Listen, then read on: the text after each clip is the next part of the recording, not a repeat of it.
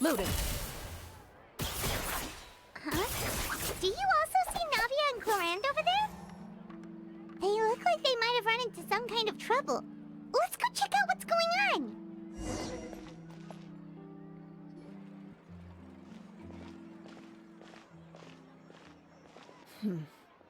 Still no dice? Not at all. And I've asked pretty much everyone in the court of Fontaine already. Lynette's ears drooped as soon as she heard that we'd have to be out and about for days on end. And Fremine, he hid himself under his helmet as soon as he realized there'd be people around that he didn't know. What about Chiori and Charlotte? I feel like both of them would be more than up to it. I've asked them already, but they're both pretty busy right now. I just gave the members of the Spina a few days off, too, so I don't want to bother them either. This is getting pretty difficult. Navia, Clorinde, what's up? Oh my. Well, if it isn't my dear partners. How are you all doing? Huh. Navia? Huh? Oh, you mean... Yep, this is our chance. Do you need our help with something? Oh, precisely. My dear partners, we've got a huge problem right now that only you can solve. Whoa, for real? Absolutely. We've already exhausted all our other options. Traveler, Paimon, would you join us and play Marechaussee Hunter Judgment Day? Marechaussee what now? It's a new game script by the Tabletop Troupe, a local roleplay adventure club. Ever heard of the Tabletop Troupe? They put out games that allow you to participate in a story and roleplay characters with your friends. Oh, I've loved their stuff ever since I was a kid. That sounds super interesting! Clorinde and I are both veteran members of the club. Recently, someone came up with a new script and was looking for people to help playtest it for them. And when they asked, of course I couldn't refuse. I mean, come on! A brand new script? Nobody has ever played it before. Generally speaking, scripts at that level of development have a lot of issues, but I think this one is pretty solid. The author obviously put a lot of work into the story, and the world building is also quite credible. Whoa, whoa, whoa! I know I was the one that handed you the script, but some of us haven't read it yet. No spoilers, please. Anyway, the script calls for a team of 4. Ah, yes. We're missing one final player right now. So, you're saying you'll help us out? I knew I could count on you, partner. Paimon and the Traveler are kind of a package deal. Is that okay? That's not a problem. I'll adjust the pace based on the actual number of players, and ensure that everyone has a good time. Well, Traveler, what do you think? Wanna play? Paimon will follow your lead. Well, that solves our problem. You have our thanks. Woohoo! I'll go grab the script manager from the club right away. The script manager? Didn't you just say that you gave Clorinde the script? The club introduced a completely new kind of gameplay for the script. In this iteration, the Game Master's version of the script is incomplete. The script manager provides the next part of the script only after players have completed the current list of objectives. On top of that, in order to increase player immersion, the club has created some of the story's sets and scenes in real life. We'll only know where we should go once the script manager reveals the starting location. Wow, you're right. Whoever wrote this script really did put in a lot of work. And it's got a real healthy amount of suspense, right? I mean, even the GM doesn't know how the story will end. I look forward to experiencing it with you all. Why don't you go meet up with the others first? They should all be waiting at Chioria Boutique. I'll come over with the script manager as soon as I find them. Sounds good. Remember to always watch where you're going, and don't rush. You say that like I'm 6 years old or something. Let me think. What kind of character should I play this time? I just hope you'll pick up some useful skills this time. Oh, and stop trying to persuade every animal you come across.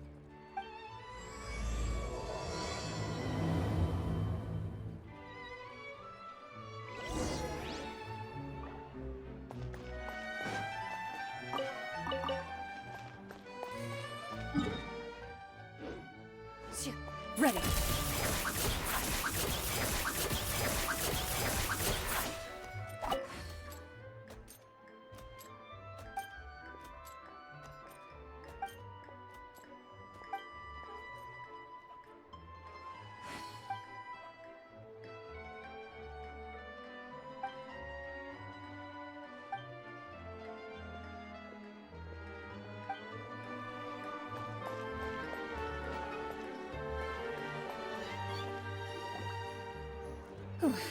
Sorry to keep you waiting. Ah, you're back! Huh? And you've got the Traveler and Paimon with you, too! What a pleasant surprise. I assume you'll be joining us for the game then? Linny, Farina! Paimon didn't know you were playing too! Are you also members of the tabletop troupe? I'm more of a casual member, if anything. I haven't taken part in many formal club activities. Lynette Fremine and I play something similar at the Hotel Bouffe Tété sometimes, but I'm usually the GM. Still, I'm sure it'll be fun being a player for the first time. I'm looking forward to it. Well, I'm not a member of the club at all. Clorinde simply woke me up first thing this morning, said there was a good script worth experiencing, and asked if I wanted in. If you're interested, I can give you a referral. That should give you a 40% discount on membership fees. I think I'll wait to see how this experience plays out first, especially when it comes to the quality of the script. If it's sufficiently fun, then I'll join. Do you participate in a lot of tabletop troupe activities, Clorinde? You could say that. She's actually one of the few senior game masters of the troupe. Ah, right. I knew about that even when she was still my subordinate. It's nothing. Really, just a small hobby of mine. Wow. Paimon's so used to seeing you be all upstanding and intimidating as the champion duelist. It's kinda hard to imagine you role-playing with a bunch of friends. Surely you jest. I would never intentionally make things difficult for my players. I maintain a clear boundary between my professional and personal lives. The me you see at court represents the law and order of Fontaine. I put all personal feelings to the side, and grant a fair duel to all who seek to defend their honor. But in my personal life, I'm just an ordinary person. Someone who feels anger and sadness, just like everyone else. Well, you say that, but for all the time I've known you, I don't think I've ever seen you cry. I've seen you get angry, sure, but now I'm wondering whether you were actually mad or if it just looked that way from the outside. I was probably in work mode during those times. Is that so? Well, in any case, I just feel like even in your personal life, you don't get emotional very often. So you want to see me cry? That might be a little difficult. A show of anger, though, that might be something I could accomplish. No, that's not what I meant.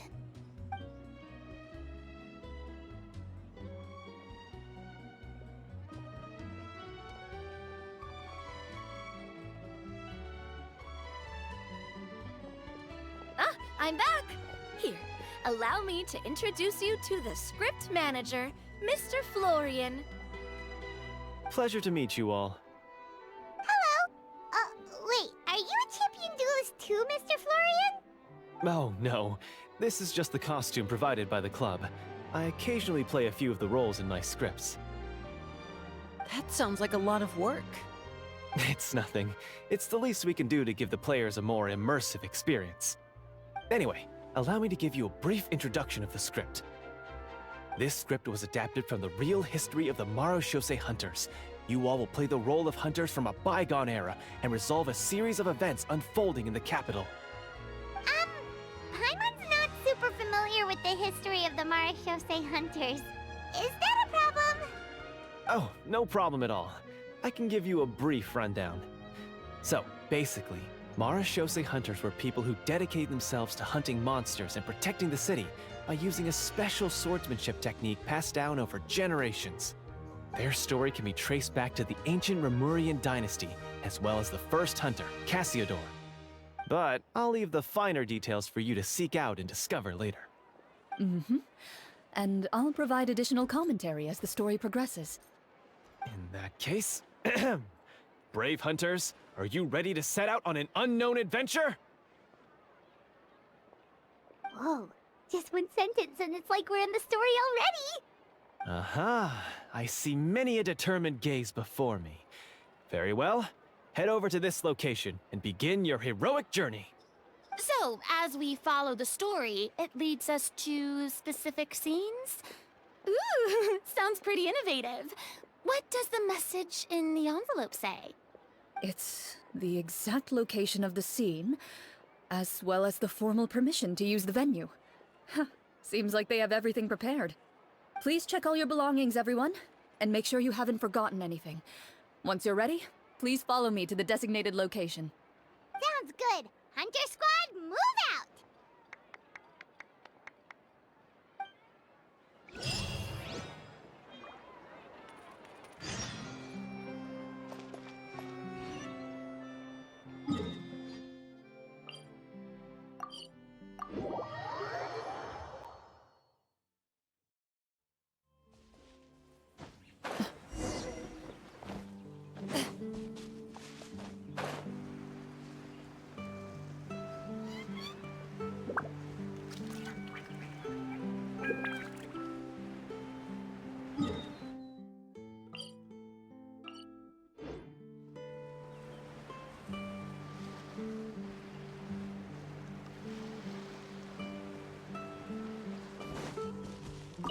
Loaded.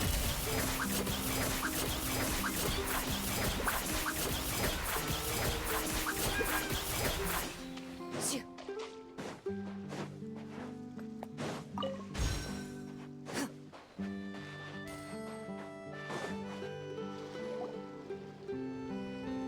Whoa, they really have thought of everything.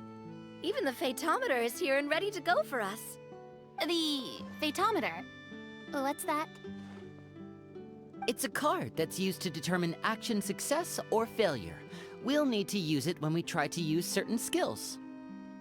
And what about all the dessert and tea? Is that for us as well?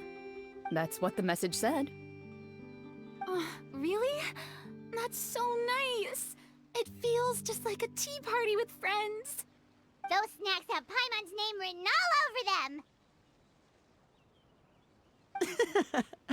I think you might be more of a snack hunter than a Marashose hunter, Paimon. Snack Hunter Paimon reported for duty! If there are delicious snacks to be found, Paimon will track down every last one! The desserts are great. But I'm still looking forward to the story more than anything. Very fair. Then, let us begin. First, please pick up the blank character cards in front of you, and write down your name and profession. You can find an abbreviated version of the rules printed on the back of your character card. If you have any questions, feel free to ask me. In this story, everyone is a Marashose hunter. To reflect this, the club has prepared a small badge for everyone. Ooh, nice! As hunters, you have proficiency in swordsmanship and fighting by default, so there's no need to allocate any additional skill points to those areas. Swordsmanship? So there's a fighting part to all of this? Paimon's not sure she can do all that on her own. Maybe Paimon can just stick with you? Why don't you share a character card then? The Traveler will be the Marashose hunter, and you can be his little floating assistant. Huh, kinda like in real life. So, for the name, do I fill it out with the name of my character? Yep, it can be any name you like. You can use your real name too if you want. I do that whenever I get too lazy to think of a new name. Oh, so it would be like experiencing a different life, but still as yourself. That's not a bad idea. In that case, I think I'll continue to use the name Linny then. Next up is the skill sheet. You have a limited amount of skill points that you can use to learn a number of skills. The more points you invest in a particular skill, the easier it will be to pass associated checks. I'll take persuasion and investigation. Those are must-haves when it comes to missions like these. Oh, those skills sound like they'd be useful for gathering intelligence. Good idea, Navia. Just as expected of a veteran player. So, should we also take those skills then? Not necessarily. Since we're working together as a team, we could leave the negotiations to Navia and use our skill points to pick up other useful skills. For example, I think I'll take Stealth and Sleight of Hand.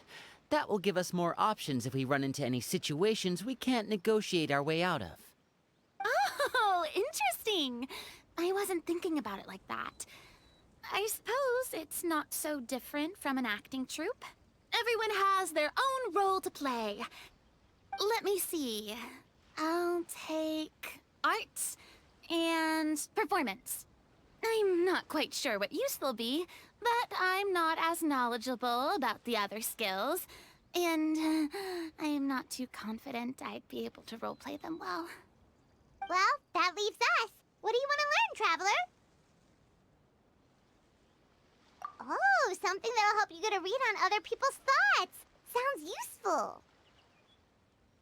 Ha! Gotta say, this suits you really well. Nothing boosts morale like good food. So what do you think? Are you sure you want to learn these 2 skills?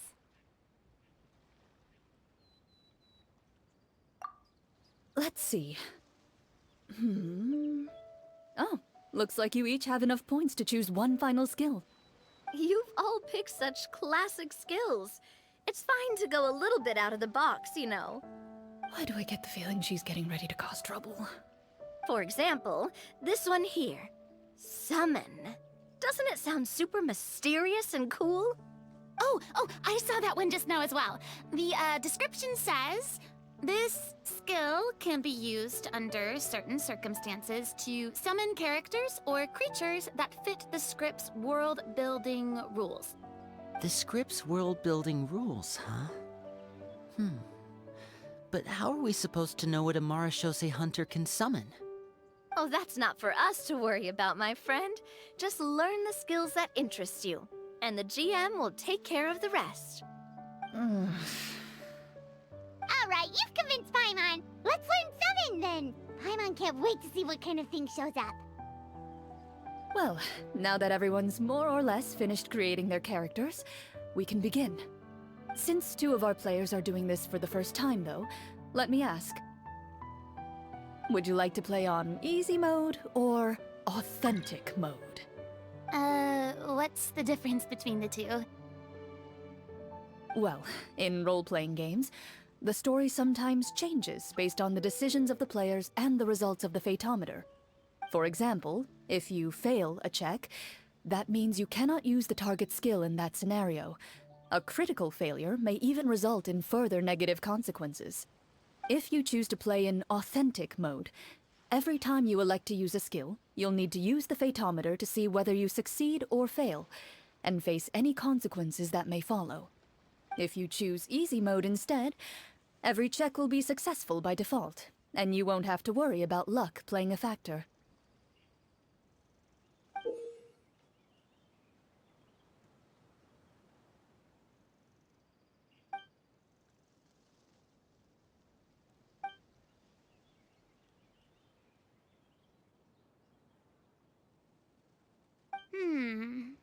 Given that I'd like to focus on the story, I suppose I should pick easy mode. I'd feel bad if I brought the team down by failing my checks. Huh? Oh, come on. Don't worry about that.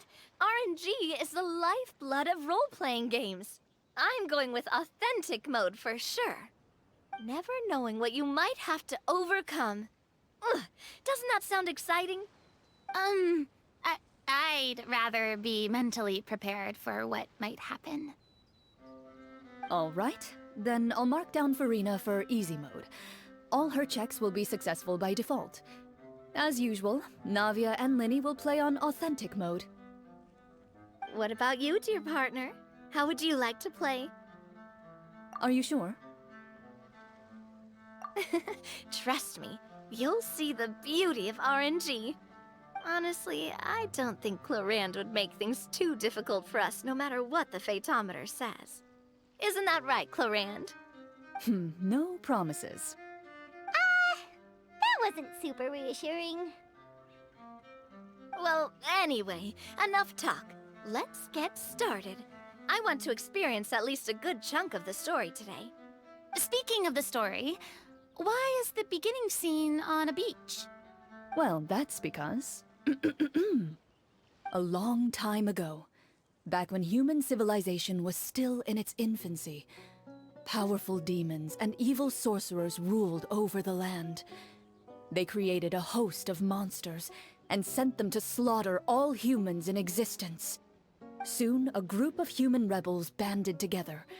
With their swords raised, they swore to brave the darkness, and in doing so, subdue each and every monster that sought their destruction.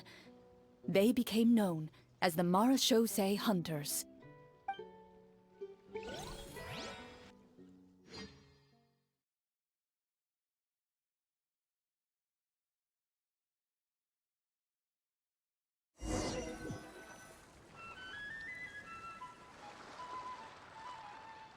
Sometime later, as a member of the Marachose Hunters, you receive a commission.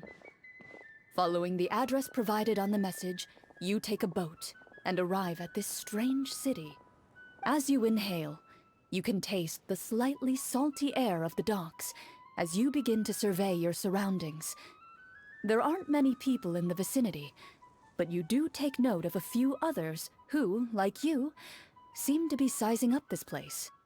Your eyes meet, and you realize these people are fellow Marachose hunters, likely led to this location after receiving the same commission as you. You're all Marachose hunters too, right? Allow me to introduce myself. The name's Navia, monster hunter by trade and helpful neighborhood businesswoman on the side. What say you to traveling together? We can help each other out on the road. Okay, count me in. My name is Linny. I've been wandering since I was little and picked up a few less than legal tricks along the way. I was adopted by a Marachose hunter and later chose to follow in his footsteps. Is this where you introduce your character to everyone? It sounds like they've done this dozens of times. My name is Farina, and, I grew up in a noble family. I always had a strong interest in performance and the arts. Even though I'm a Marachose hunter, what I really want is to be a performing artiste. Hey, that's really cool. You can do it, Farina. That's exactly how it's done. Paimon is Paimon, a good friend and companion to this Marachose hunter right here. I've been studying the culinary arts since I was a child. I hope my delicious food can help boost people's spirits. That's wonderful. I'll be looking forward to your cooking during our adventures together. Well, if we're all here for the same commission, why don't we take some time to confirm what we need to do? You open your envelopes at the same time. The message reads, "To the honorable and trustworthy Marachose hunters, our kingdom is currently facing a grave crisis. The lands outside the capital have been overtaken by monsters, and our people are being led astray by forces of wickedness. We beseech you, please help us resolve this crisis and return peace and stability to our home." Huh. The layout of this city looks super familiar. It kinda reminds Paimon of Mondstadt! The scriptwriter must have used a real-world city as a reference when coming up with the map. As experienced hunters, the layout of the city reminds you of places once traveled. You recall the sight of tree-lined streets and the gentle tranquility of days gone by. Yet, as you regard the city in front of you, it appears to be little more than an empty shell. Its hollow gates are open to you, beckoning you to come forth and bring salvation back to the town. I carefully read every line of the letter and turn my attention to the signatures at the bottom. Who issued this commission to us? You see a long string of unfamiliar names. It would seem that many of the residents of the city issued this commission together. They sensed that things were not right within the kingdom, and sent a distress signal to the outside world. In that case, why don't we take a walk around the city and see if we can learn anything from the local residents?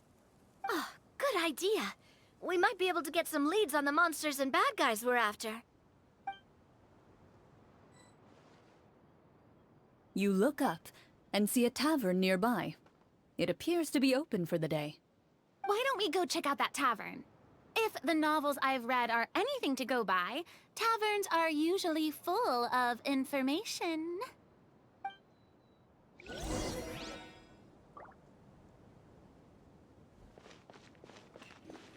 As you approach the tavern, you find a plainly dressed woman standing nearby. She appears to be rather troubled about something.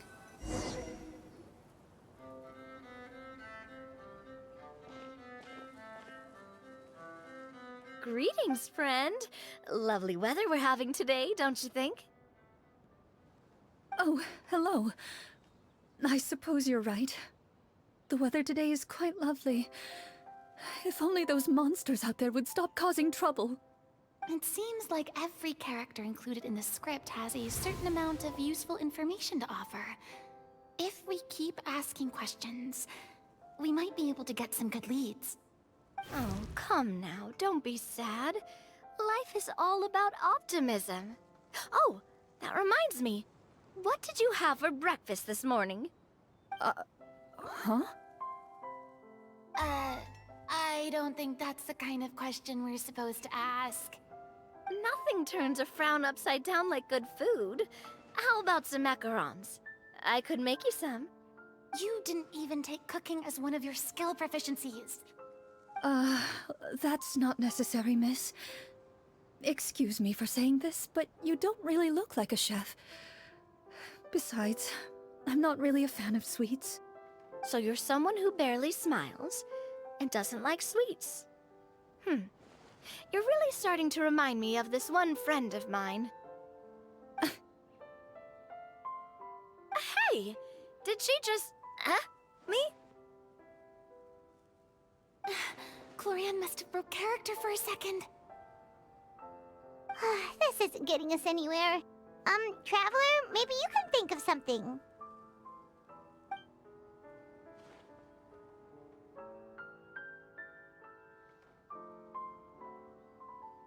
The results of insight checks aren't disclosed to the players, so I'll be the one consulting the phaetometer.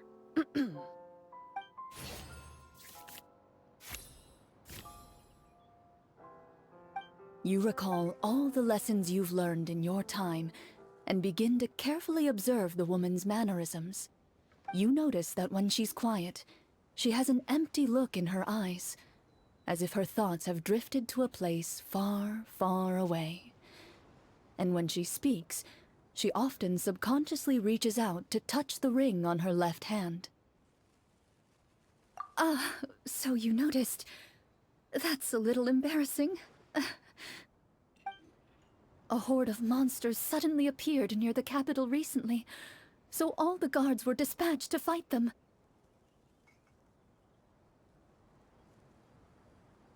Do you remember when those monsters appeared? I'm not completely sure. All I know is that my husband was dispatched to fight them 3 days ago. Do you know where he was sent? It all happened so fast. When we said our goodbyes, he couldn't even tell me where they were sending him. You have our thanks, friend. We'll find and defeat those monsters as soon as possible. We sincerely hope your husband will be able to return to your side soon. Oh, thank you. Don't worry. We'll find him. Just try to remain optimistic and wait for good news. We don't always get to choose what happens to us. But we do get to choose the little things, like what we eat and how we respond to the things life throws our way. I hope that one day, you too will recognize the power of something as small and inconsequential as a delicious dessert. I'll do my best. You bid farewell to the woman, and continue your journey further into the city.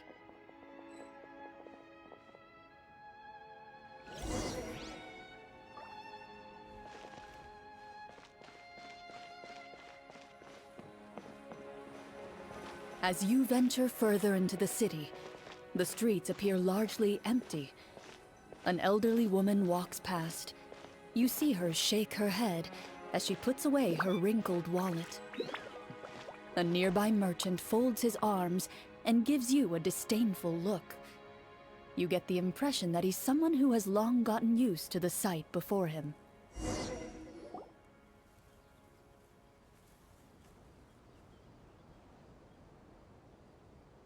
Although he doesn't seem very friendly, merchants are usually a good source of information, right? Pardon me, sir. I'd like to ask a question if I may. That depends. How much are you willing to pay? How about this much? What do you take me for? Some lowly beggar? You can't even buy half an onion with that amount. Surely an onion can't be that expensive, right? What do you know? War's nearly upon us. Everything costs several times what it did before. If you're not gonna buy anything, then scram. Whoa, what a nasty guy. Maybe we shouldn't even bother talking to him. But he still might have information we need. Traveler, can you think of something? Sir, we came to this city to solve the very problem you seem to be referring to. The war you mentioned, would it happen to be against the monsters outside the city? If you happen to be well informed and know a thing or two about what's going on, we'd appreciate it if you could share that information with us. After all, the sooner this problem gets resolved, the easier it will be for you to do your business.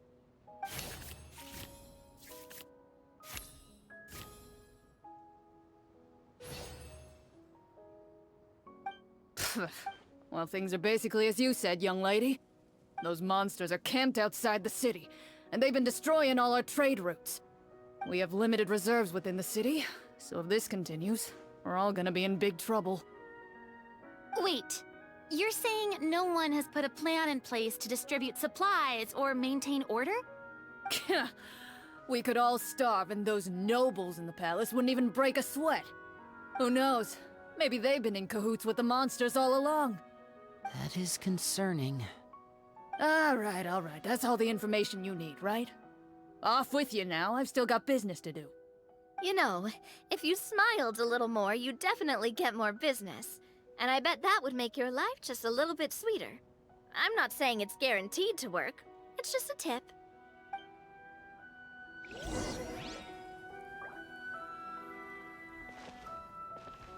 Should we try to go somewhere with more people?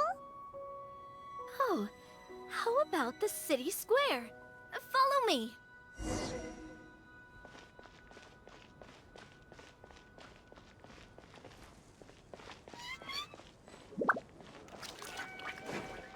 Before you lies the city's central square.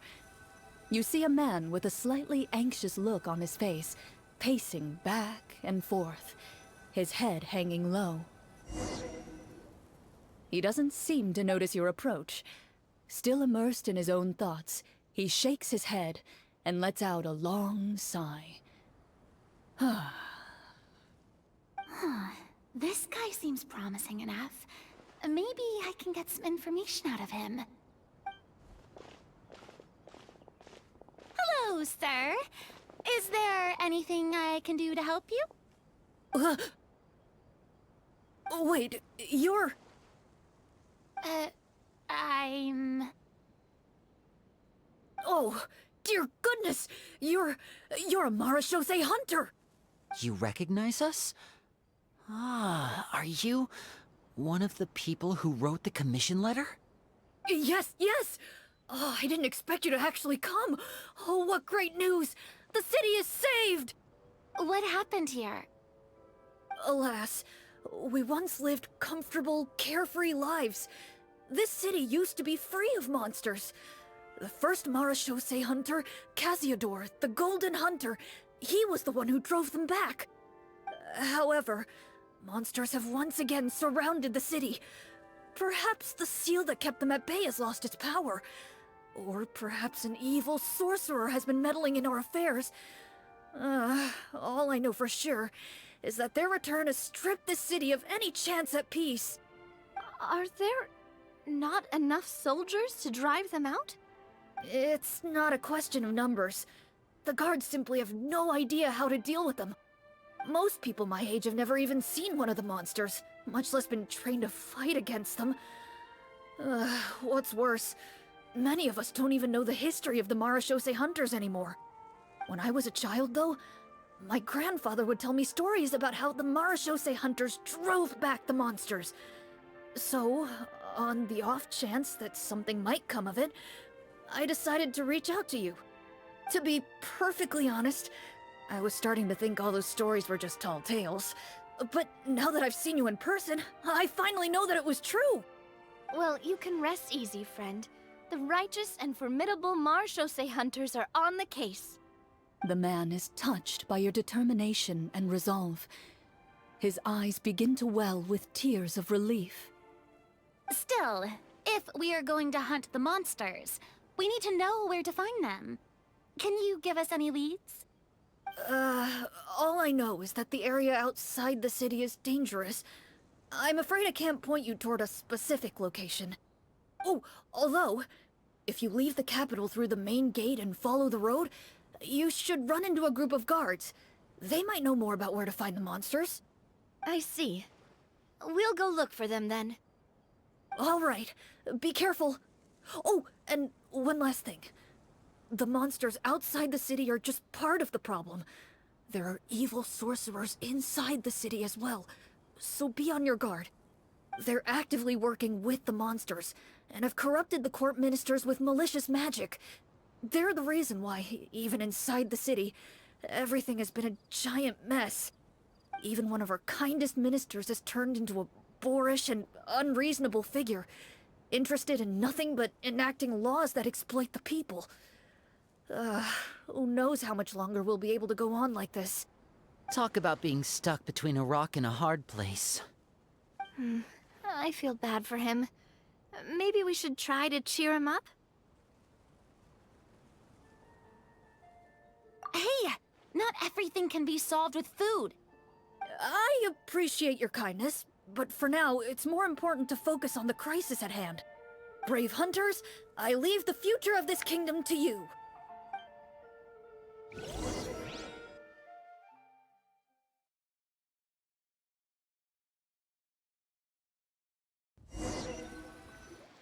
If I understood correctly, there are currently 2 problems in the kingdom that need solving, right? Exactly. We need to defeat the monsters outside the city and take down the evil sorcerer stirring up trouble from within. But which problem should we tackle first? Well, this seems like a good moment for a break. Take some time and discuss what you want to do. Let me know when you've made your decision. I really didn't expect the people in the city to keep us at arm's length like that. I totally thought the hunters would be treated like heroes. Well, Clorinde said the script took cues from the real history of Fontaine, right? Maybe the real-life Marashose hunters were also treated like that. I wouldn't say it's a perfect representation of history, but there are definitely some similarities. Would you like to hear more about it? Sure. As long as it doesn't spoil anything in the script. You brought up bits and pieces of the hunter's history before, but it was all in passing. Paimon wants to know too! The hunters were super powerful, right? Were they all from a special line of supernatural beings or something? Kinda like the yokai in Inazuma? No. All Marashose hunters were ordinary mortal fighters. The only thing that set them apart were the special sword techniques passed down over the centuries. Huh? So you mean anyone could become a Marashose hunter? In theory, yes.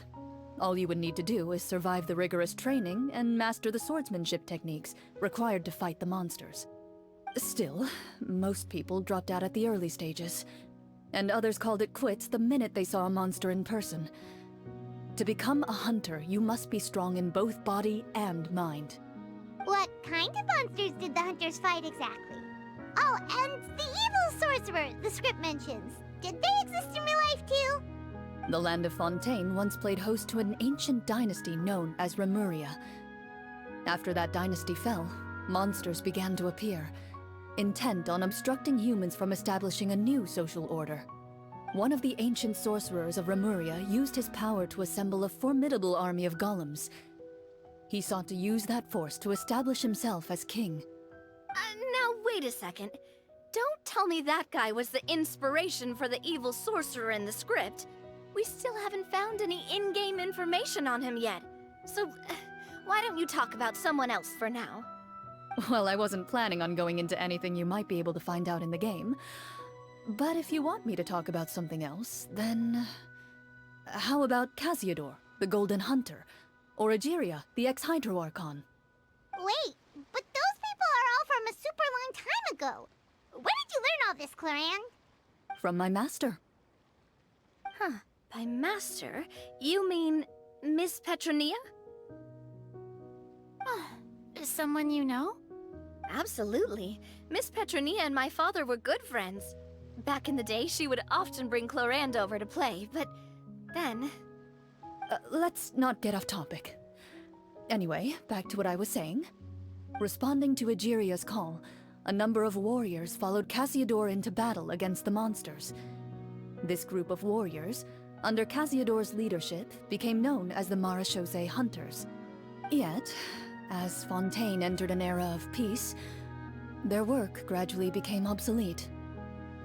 The Marechaussee Phantom, originally an association made up of hunters, eventually came to be predominantly comprised of Melusines. Ah, I see. That explains why most of the people in the script have forgotten the hunters or think of them as nothing more than a legend. Is that really a bad thing, though? It can get tough always being the one shouldering everyone's expectations. Depends on who you ask, I suppose. If the name of the organization no longer commands respect, investigative work is bound to suffer. Speaking of investigations, which problem should we tackle first? Monsters or evil sorcerer? I vote monsters. That's the main duty of the hunters, right? We can come back to the sorcerer later. Well said, Miss Farina.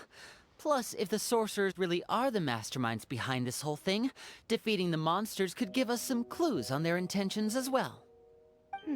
What about you, partner? What do you think? It's decided then. All right. After some discussion, you decide to turn around and head out of the city.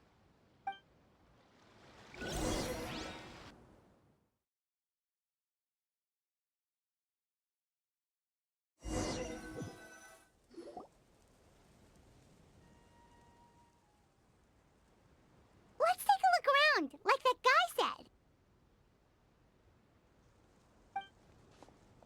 You there! Outsiders, halt! Who's there? An armored man approaches you. He has a tall, muscular build and a determined expression in his eyes. Just one look, and you can tell he's fought in his fair share of battles. Although he's trying his best to conceal his current state, his uneven gait and the sweat dripping down his forehead make it obvious that he's been wounded and is in serious pain. I'm the captain of the guard.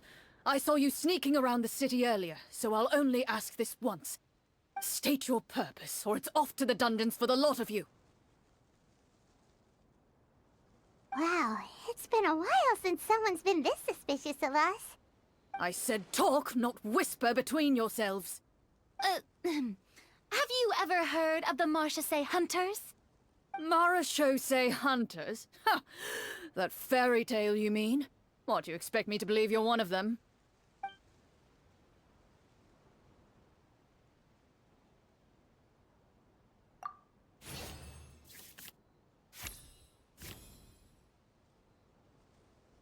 While everyone is talking, you begin to carefully observe the captain's mannerisms. Every so often, you see him glance toward a particular direction, with a pained expression on his face, as if an invisible thread is tying him to an unknown place. As you follow his gaze, you vaguely recall that the location he seems fixated on is known for its difficult terrain. Any battle that breaks out in a place like that is likely to be prolonged and devastating. Is that where the monsters are? Outside the forest in the area with the difficult terrain? The captain is taken aback by your sudden question. Still, his shock only lends credence to your theory. You're looking to fight the monsters? Well, we're marechaussee hunters after all. You could say that's basically our job. He shakes his head and continues to regard you with skepticism. In the end, he decides to inform you of the locations where the monsters have appeared. Those monsters aren't easy to deal with, but if you insist on going, I won't stop you either. I just hope all the guards will be able to come back to their families alive. I wish you the best of luck.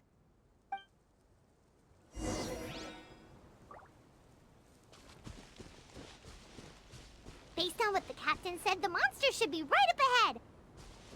Let's go. Hopefully we're not too late.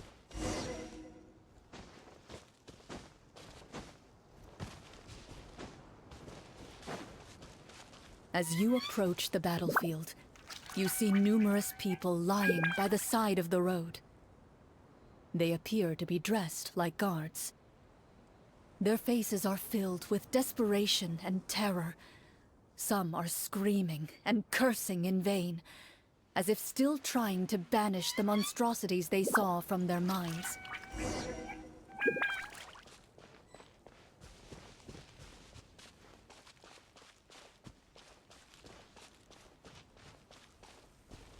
A few of the wounded look up at you in shock and disbelief.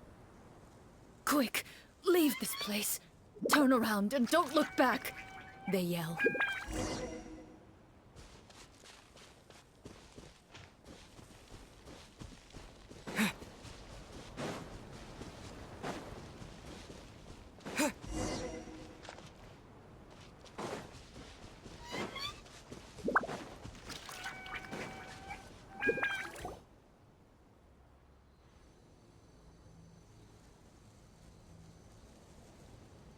This is the place he mentioned, right? You see broken iron swords scattered all around you, and downed trees riddled with terrifying claw marks. All the signs point to one thing. A truly devastating battle just took place here. Be on your guard, everyone. The monsters might still be around. Before you can finish your sentence, you hear rustling sounds from the surrounding bushes. The monsters have emerged.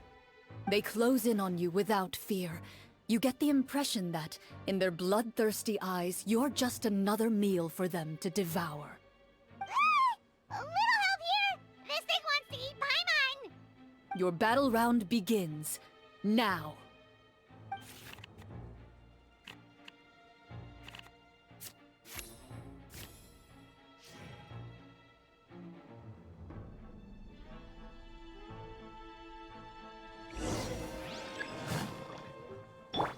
Yoo-hoo! Coming at ya! A proper send-off from the Steenaway Club. Hey there! Let the world come alive! The next battle round begins now.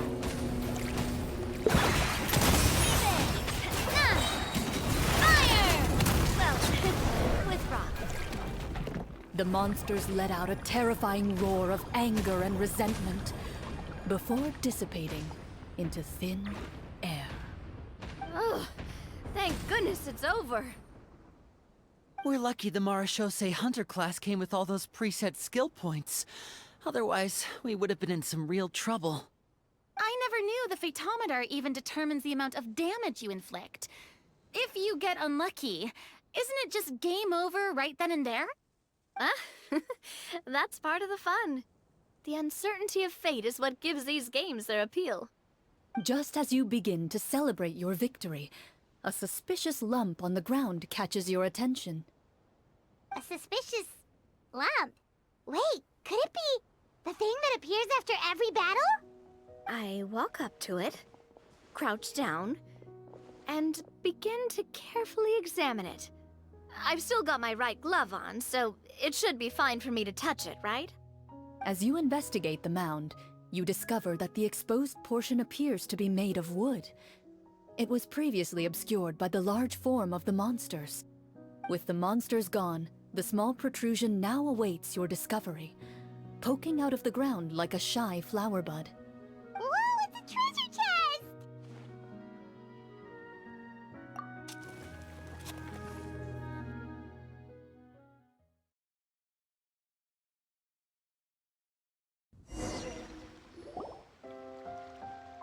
With everyone's help, you successfully excavate the wooden chest from the ground. Even without opening it, you can tell from the mora and jewels scattered around the chest that it must contain quite the fortune. Makes sense. We worked hard for this. Let's open it and we can share what's inside! I can understand your excitement, Paimon, but think about it. Doesn't it seem like there are people out there who need this treasure more than us? Yeah. Think about all the people suffering in the capital. Or all those guards who got hurt fighting the monsters. Wouldn't it be better if we gave the treasure to them? Wait, is that how it works? Paimon thought since we were the ones to dig it up, we could just take it for ourselves. Well, let's put it this way. Any decision you make during a role-playing game can impact the future course of the story. But would the people really believe us? It's hard enough for us to prove we're Marchese hunters. What if they think we procured the treasure illegally? They might get even more suspicious of us. That's definitely something we should consider. Maybe we can come up with an explanation in advance. Well, if donating it could cause that much trouble, why don't we use it to buy some gear and fill up on good food? Then we'll be ready to fight even more bad guys. Looks like you're facing a difficult choice once again. Well, it's getting late. Why don't we call it a day for now? Wow, where did the time go? I'm not sure if it's because I'm having so much fun with you all, or because the story is particularly enticing, but I feel like I could almost keep going. Here, here. Ooh, how about we play through the night? I'm not sure I'll have enough energy for that. Yeah, that won't work for me either. Lynette will give me an earful if I get home too late. I understand how you feel, Navia, but we have to change venues for the next part of the story anyway. Huh? Another location? Mm-hmm. There's a special note for the GM at the end of this section that says to proceed to an indoor set for the next part of the script. Whoa, they really pulled out all the stops for this new script. Well, even if we end the game for the day, we can still stay a little longer and hear Clorinde finish her story, right? Paimon wants to hear more about the history of the hunters. Something tells me you just want to finish the free desserts before we break for the day. That's just a coincidence, okay? Besides, to Paimon, not finishing free food feels even worse than having to buy her own. And anyway, Paimon really does want to hear more about Clorinde's master. Well...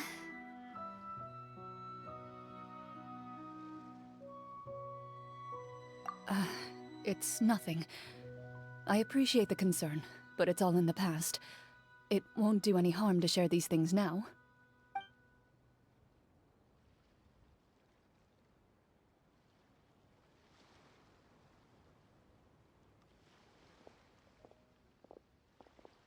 My earliest memories are of living with Master. According to her, she saved me from certain people of ill repute. My birth parents had left me behind some time before that. What a heavy beginning for a life story. Master was a fascinating individual, if inexperienced in the ways of raising children. My first ever toy was a short sword. Although I suppose it wasn't so much a toy as something Master removed from her waist and handed to a noisy child in need of distraction. Oh, wait, so she handed an actual sword to a child? Isn't that dangerous? Did you hurt yourself? Of course I did. I cut my palm and bled quite a lot. But Master was not concerned. She just stood there and casually lectured me about it. "See, that's what you get for not holding the sword properly," she told me. She then crouched down next to me and said, "Give me your hand. I'll teach you to bandage this wound. After that, it's time to learn how to truly hold a blade." Excuse me for asking this, Clorinde, but how old were you exactly when all this happened? Probably around, 3, give or take. 3? Isn't that when most kids are still struggling to hold a fork? As I said, Master was rather inexperienced in the ways of raising children. She believed trial and error was the best way to teach a child what they're capable of. I'm not so sure this is a question of experience. I didn't see anything wrong with her ways at the time. And anyway, children don't get to choose how they're raised. Oh, she did bring me back a pet from Liyue once. It was a Geovishap hatchling. A Geovishap hatchling? For a pet? That seems even more dangerous!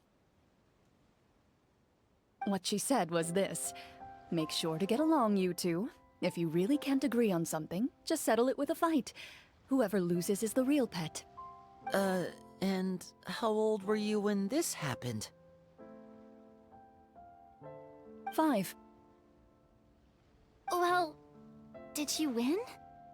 No, I lost. So, you're saying you actually became the Geovishap's pet? Yes, but only for a week. By the end of that week, I defeated it in combat, and we've shared a cordial relationship ever since. That really doesn't sound like the kind of childhood someone should have. Later on, I gradually understood that Master most likely didn't know any other way to raise a child. She was a Marashosei hunter, but I never heard her bring up her own parents. Thanks to her, I learned how to navigate the forest by the age of 6, and could hunt monsters in the wild by myself the year after that. Even though the training she subjected me to was strict, she always made sure to take me traveling when she had the time. We met many of her friends during those days. That was also how I met Mr. Callis and his family. I still remember the first time we met. You were too scared to join our picnic and hid behind Ms. Petronia the whole time.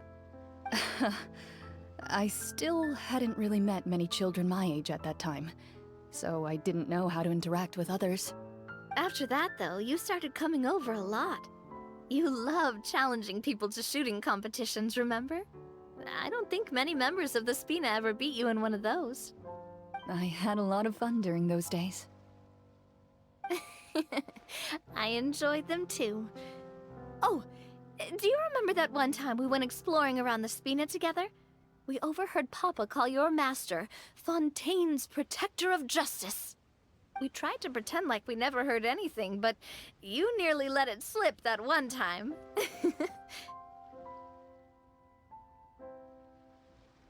Protector of Justice? Oh, wait, you mean that vigilante hero from 20 years ago? The one who is always active at night? Yep, that would be her. She often would put on a black cloak and go out at night. I never knew where she went or what she was doing. Until, like Navia said, we overheard the truth from Mr. Callis that night. 20 years ago, huh? I still remember the guards leaving all kinds of witness reports about her on Nervalette's desk. My apologies. Oh, there's no need to apologize. You had nothing to do with it. And anyway, everything she did was for a good cause. Although, calling herself the Protector of Order was a bit much. Especially when she deliberately operated outside the law. Huh? When did the Protector of Justice become the Protector of Order? Oh, she had a bunch of code names. I heard she would just come up with a name on the spot whenever she was asked. Later on, she probably got sick of answering those questions and decided to stick to just 2. The Protector of Justice and the Protector of Order. That sounds like her, all right. I bet she forgot which of the 2 she'd use by the time she got back each night. Well, she certainly sounds like a fascinating individual. With her strong sense of justice, it's no surprise her student followed in her footsteps. It's true.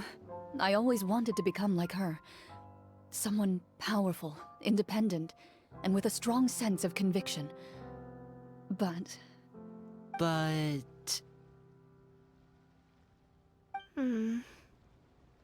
she suddenly disappeared the night I turned 10 years old.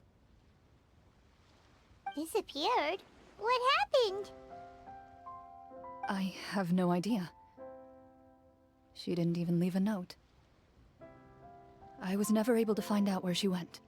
That night, I was celebrating my birthday at Navia's house, but Master never came to pick me up. When I returned home on my own, it was to an empty house. When she still didn't appear after a few days, I went to Mr. Callus's house to ask about her whereabouts, but he only shook his head. Papa probably didn't know either. I know he sent a few people to investigate the matter in secret, but they never found any credible leads. Don't worry, I understand. To be perfectly honest, given Master's personality and way of doing things, it all made a lot of sense. If I had to guess, I'd say she probably used it as an opportunity to force me to become independent. Just like how, when a litter of kittens reaches a certain age, the mother willingly leaves them behind. Were you upset, Clorinde?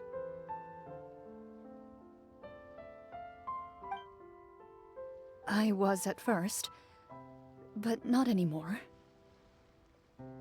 I don't believe Master would suddenly disappear for no reason. There must have been something she just had to do. Well, despite everything, you still managed to follow in her footsteps and become the greatest champion duelist in all of Fontaine. You're practically a living symbol of law and justice. I suspect my position would be far too by the books for her. Master always did whatever she pleased. But you're right. I suppose I do take after her in some ways. Who knew Clorinde had such an interesting past? I never had the chance to ask her about it before. I wonder if Clorinde's master were the champion duelist back then. Would that duel against Mr. Callus have gone differently? Oh no. Judging by the atmosphere, Clorinde and Navia are probably thinking something similar. The mood just got super awkward all of a sudden.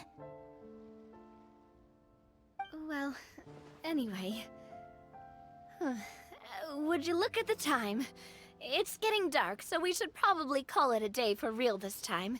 If we keep talking like this, we really will be here all night. I had a great time today, Miss Clorinde. Thank you for being our GM. Anytime. The script was good, but I've got to say, your childhood stories were even better. Hey, you should tell us more about that fight against the Geo-Bishop sometime. Maybe your master was onto something. You could be right. What does she mean, onto something? I certainly don't know any 5-year-olds who want to fight a bishop in their spare time. Guess I'll head back as well. I need to save my energy if I want to continue enjoying the story tomorrow. You're that excited to hear about my fight with the bishop? I was talking about the script.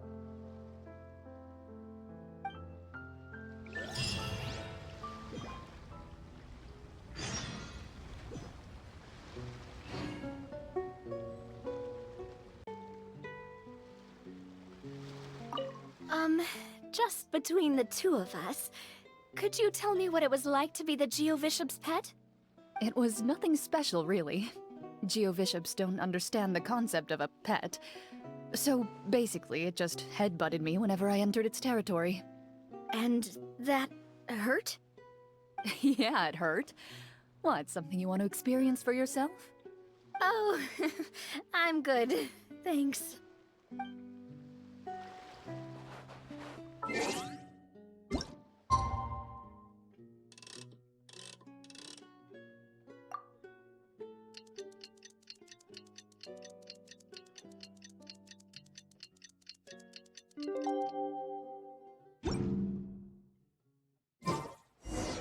Let's go meet up with the group! Paimon's really looking forward to today's story.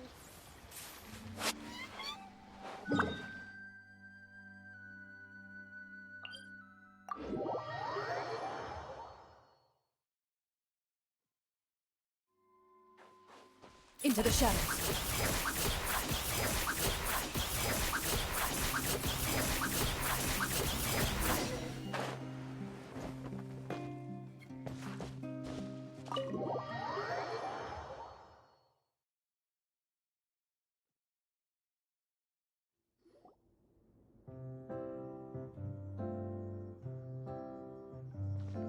Looks like everyone's here.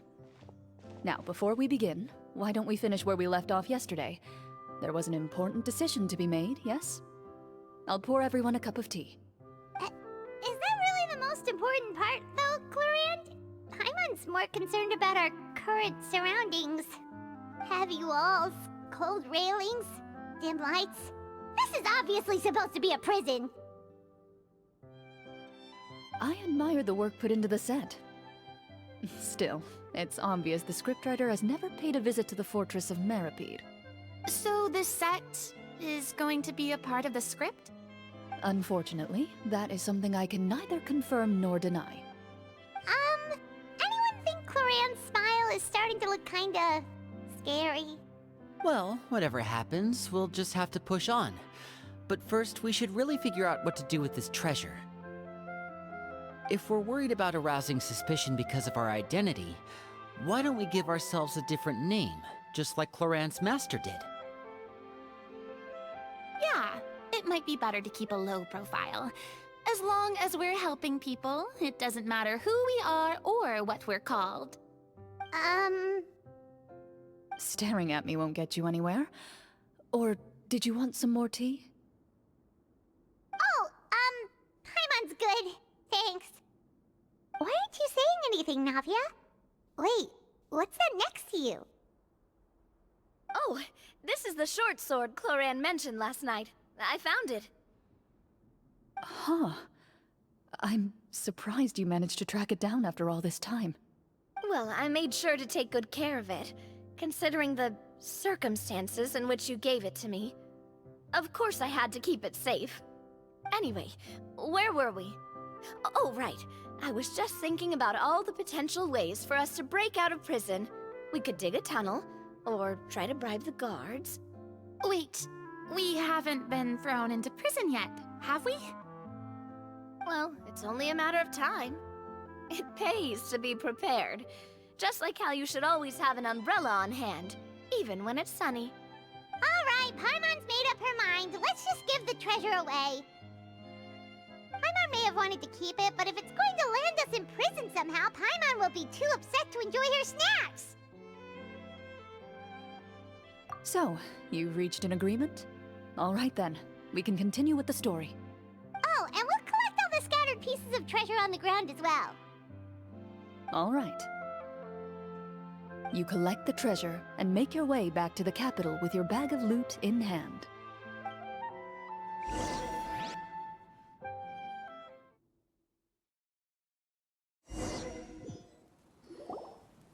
The city is still shrouded in a gloomy, oppressive atmosphere, but your spirits are surprisingly high.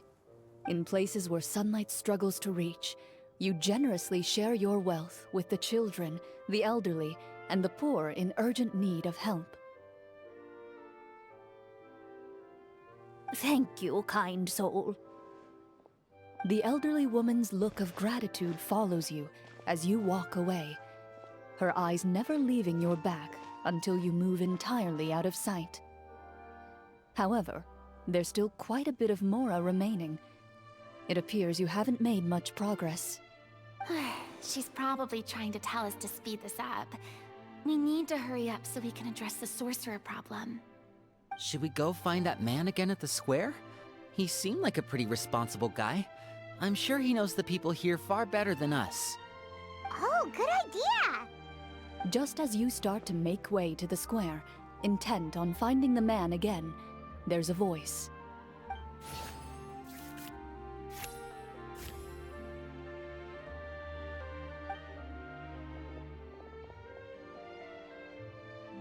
Please wait, distinguished guests. Several strange guards suddenly call out to you. They run forward to meet you and proceed to politely pay their respects. Greetings, gentlemen. Are we being invited for afternoon tea? Surely you jest, my lady. That would not be our place. It is His Excellency the King who requests to meet with you. Please come with us.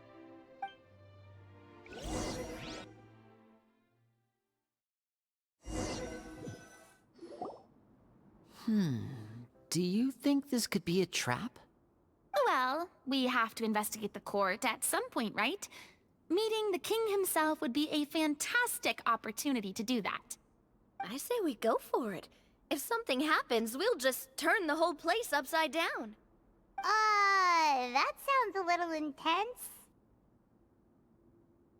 After a quick discussion, you nod to the guards and agree to follow. They lead you all the way to the audience hall of the palace. Gilded tables line both sides of the hall. The space itself is adorned with all manner of expensive antiques, glass shelves, and silver candlesticks. The items appear quite ordinary in size and dimension, yet their presence somehow makes the emptiness of the hall feel even more surreal and ominous. Wow, it's so luxurious! The elderly king, clad in a magnificent robe, sits upon the deep crimson throne before you. He wears above his head a majestic crown, with a gemstone the size of a bird's egg set right at the very front. As you observe it, you see a complex pattern of light reflect off its surface. Ahem! They're here, Your Majesty. A man dressed in dark clothes, likely a minister, shields his mouth with his hands and bends down to whisper a few words to the king. After a moment, he lowers his hands and stands back up. His gaze shifts to fixate on your group, but he does not move from his place at the king's side. The king does not appear entirely aware of his surroundings. The man by his side, though. We should keep a close eye on him. The king remains still and says nothing. The minister is the one who speaks. Esteemed guests, allow me to thank you for coming to our faraway kingdom. Unfortunately, His Majesty the King finds himself quite exhausted from work. So please allow me, his Prime Minister, to welcome you in his stead. I've heard tell that your group, the Marechaussee Hunters, used your exceptional ability with the sword to repel the monsters near the capital. Such a great deed deserves to be rewarded. However, seeing that I was not fortunate enough to observe such a feat with my own eyes, you'll forgive me for seeking to verify the truth by speaking to you myself. Well, we've got nothing to hide. You brought us here to talk, right? So we'll just explain what happened.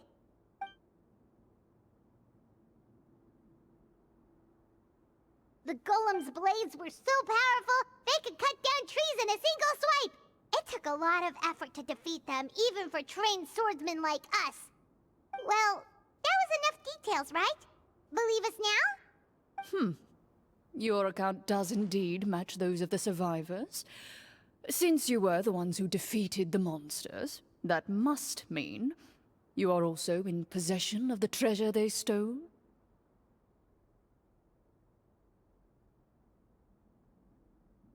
Well, we did take the treasure, but... How did he know about the treasure? Ah, then I must ask that you return it at once. It belongs to the kingdom. Wait, but didn't you just say that our great deed deserved a reward? Shouldn't the treasure be considered a part of that? Yes, that was indeed what I said. But you seem to have forgotten a very important distinction. Only that which is freely given by the king can be considered a reward. Taking the rightful wealth of a kingdom without said permission, on the other hand, is a crime. But that's completely unreasonable! Yeah, that makes no sense! If it weren't for us, the treasure would still be buried underground somewhere! Maybe so, yet the fact remains. You tried to dispose of the treasure without reporting it to the court and without receiving permission, yes? What, no answer? Surely you're not insinuating that you, a group of legendary Marechaussee hunters, sought to take the treasure for yourselves? Well,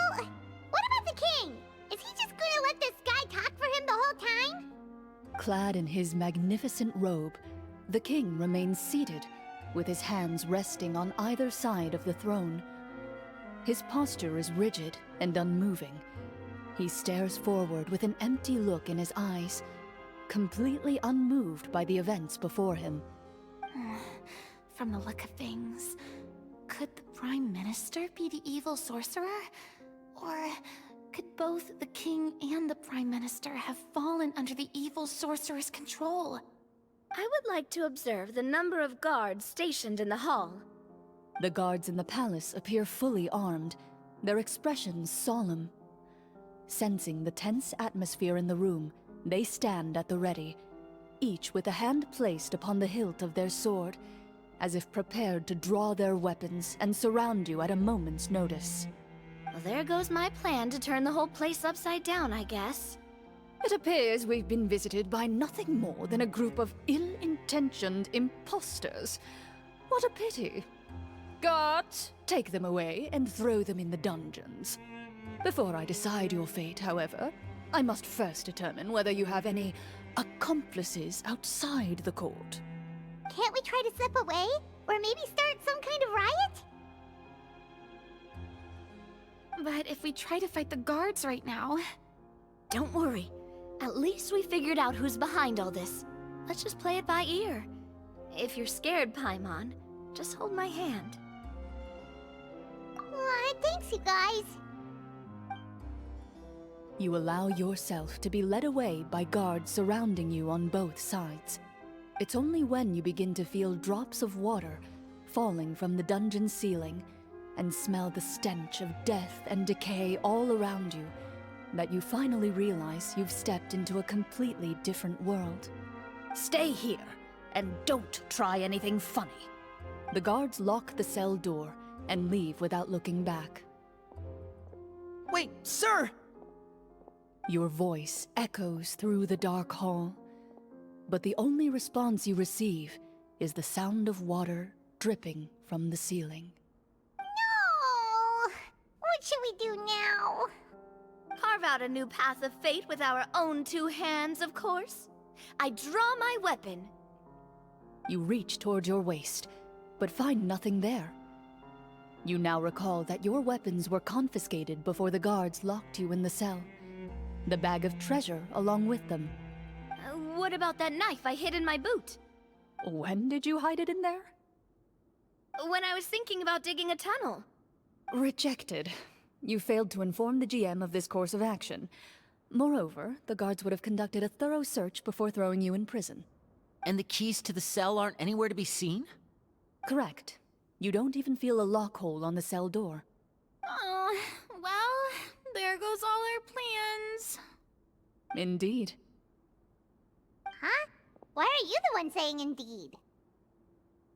Because that statement holds true for me as well. This is where the script ends. What? But that's a terrible ending! Generally speaking, this should be the point where the scriptwriter gives the players some kind of hint, or gives the GM some kind of code for how to move forward. I mean, maybe they just really wanted us to be immersed in the feeling of being in prison? Like, they'll only show us the way out once we've grown truly and utterly desperate? That is a possibility. If only there were desserts and tea in real prison. Oh, wait, guess that's kind of how the Fortress of Meripede works if you're lucky. Oh, before I forget, Navia, the short sword you had with you earlier. I took a closer look, and the craftsmanship doesn't appear to resemble anything from this era. If I remember correctly, that style was last in vogue several hundred years ago. Wait, Clorinde said that sword used to belong to her master, right? Does that mean her master has been alive that long? I doubt it. The way she went about things often made her seem childish more than anything. I'd say the sword was most likely an heirloom passed down over time. Hang on. A precious heirloom passed down to you by your master. And you gave it to me just like that? You weren't worried I might lose it? Master left many things to me when she disappeared. There was the sword, an old key, And a good amount of junk she probably just didn't want to take with her. I gave you the sword back then, because I didn't want our friendship to end. Wait, when did this happen exactly? After the duel. Between Mr. Callis and myself. Before that, Clorinde would have meals with us and even stay over at the Spina some days. She was on great terms with Papa as well. After the duel, though, there was a period of time where we simply didn't know how to face each other. She entrusted this sword to me, and never came back. We were both sad, and conflicted, and totally overthinking everything as a result. Whenever I looked at this sword, I couldn't help but wonder if Miss Petronia had never introduced us to each other at that picnic. Maybe part of the sadness I was feeling could have been avoided. Back then, it felt like I hadn't just lost a father, but a close friend as well. No one can change the past. The most important thing is that you two found your way back to each other and can enjoy things like this together. Yep, you're right. I'm sorry, you two. I didn't mean to bring up any sad memories. Think nothing of it. No one here is at fault.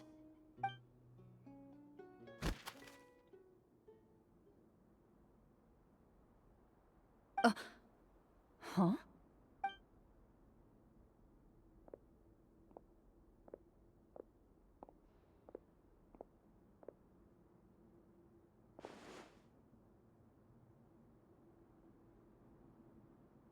Oh, looks like the next part of our script is here. Perfect timing. The situation was really starting to get desperate. And not just because of the prison thing. From Clorinde's face, Paimon really can't tell if it's good news or bad news. Water continues to drip from the ceiling. In this lightless dungeon, you lack a reliable way to tell how much time has passed.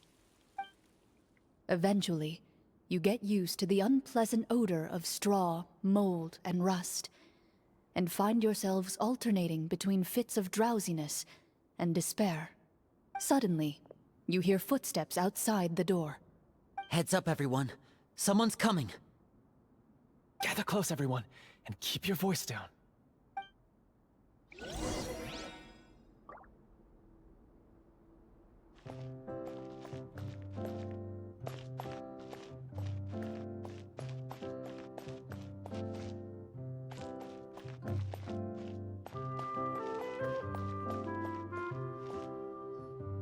Who are you? I work as a guard in these dungeons, but my true identity is the same as your own. I'm also a Marechaussee hunter. Huh? Shh! I've already sent away the other guards, but if we make too much noise... I understand, but how can we be sure we can trust you? The king has issued a formal decree. In light of the irrefutable proof of your crime, you're to be executed before tomorrow's sunrise. If you want to escape, it has to be now. Executed? We barely did anything! Monsters appearing at the same location as the treasure. Could this entire thing have been a trap? There will be time for speculation once we're out of here. As for my identity, I have no way to prove that to you just yet. Infiltrating the capital was difficult, and finding a chance to speak with you has taken a lot out of me. I could go on, but I think we can all agree that now is not the time for details.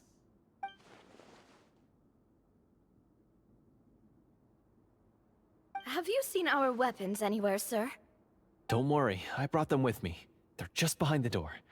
Still, these weapons alone won't be enough to defeat the true enemy behind the scenes. His faction is too powerful. The guards are all under his control, and he's even stationed a number of golems in various rooms throughout the palace. To defeat him, you must find a secret vault. It is said that within that vault, the Marechaussee hunters of the past left behind a treasure with the power to defeat the sorcerer. You're not coming with us? No, I'll remain in the dungeons to deal with the guards. I'll try my best to distract them so they don't go after you. As long as my identity is not revealed, I'll be able to aid you when the final battle comes. In that case, please stay safe. Thank you for your concern. I will do my utmost. As for the location of the vault, here, this map should lead you there.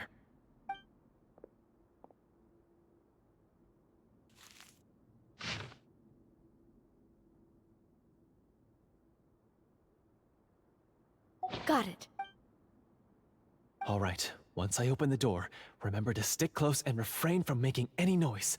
I'll lead you out of here as quickly as possible. You now have the chance to restore the honor and legacy of the Mara Shosei Hunters. So please, get out there and reclaim what's ours. And be sure to exercise caution. With the help of the guard, you successfully escape the dungeons. Your sense of despair and anxiety both seem to fade as you continue your quest.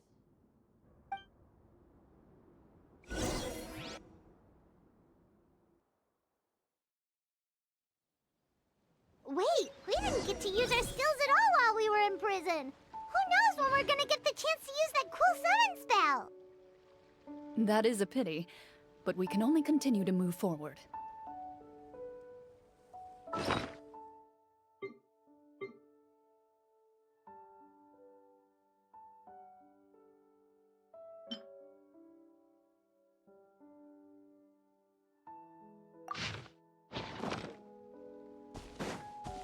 Ready.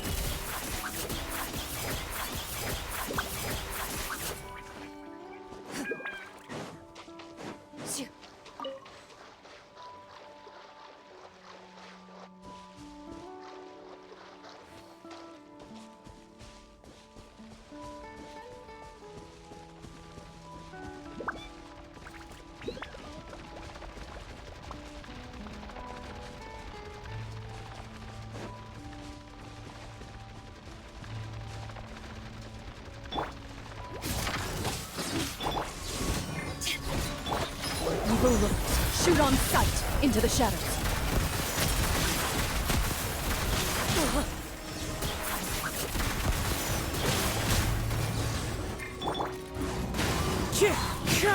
Clouds high. The birds Power that ended Python!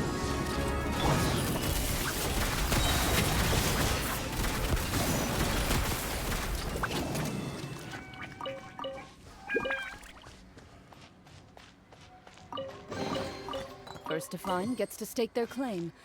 Seems fair.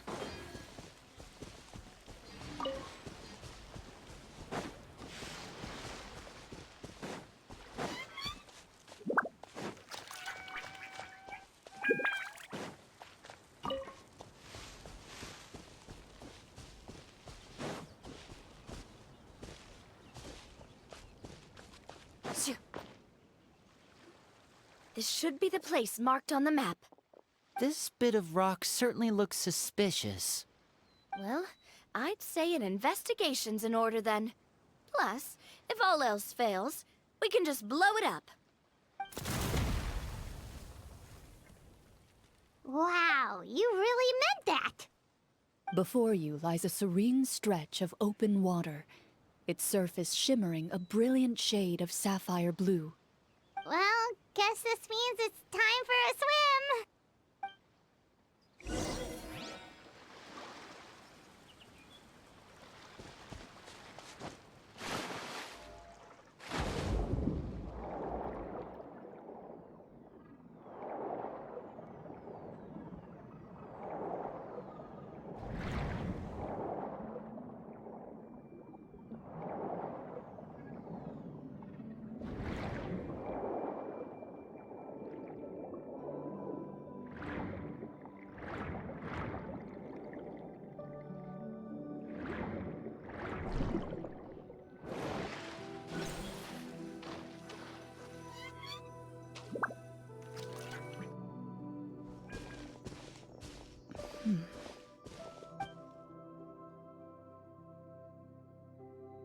What's the matter?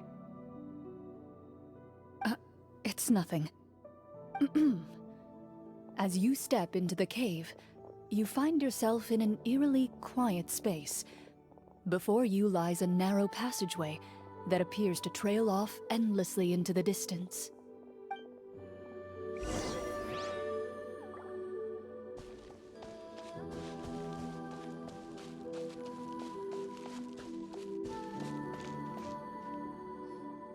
Wow, this must be where the treasure is hidden. But this door is blocking our way in. Huh. It almost looks like it's been here for quite some time. I've got to hand it to the tabletop troupe. They really went all out with the props. Huh. What have we got down here? A kind of mechanism connected to the door? Ah, it looks like we might have to arrange it into a certain pattern. A pattern on a stone door. That's something Master mentioned before. Is something wrong, Clorinde? After a long, difficult journey, you finally arrive at the location indicated by your map.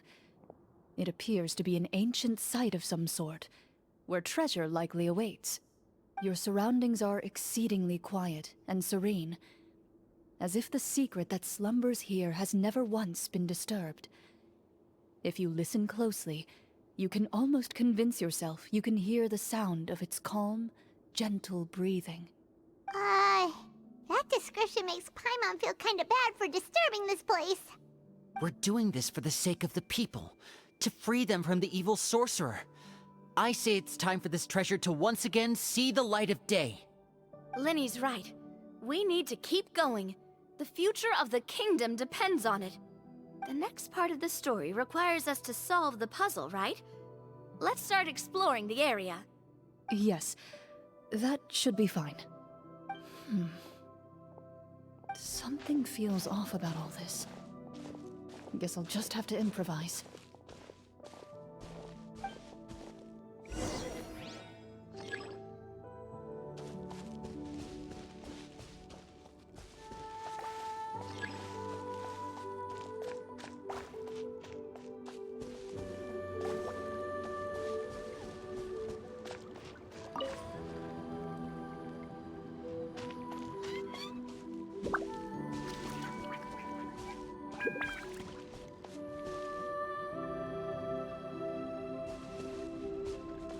I found something!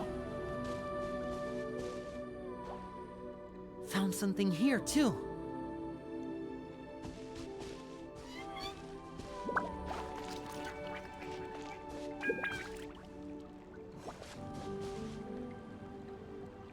Same here.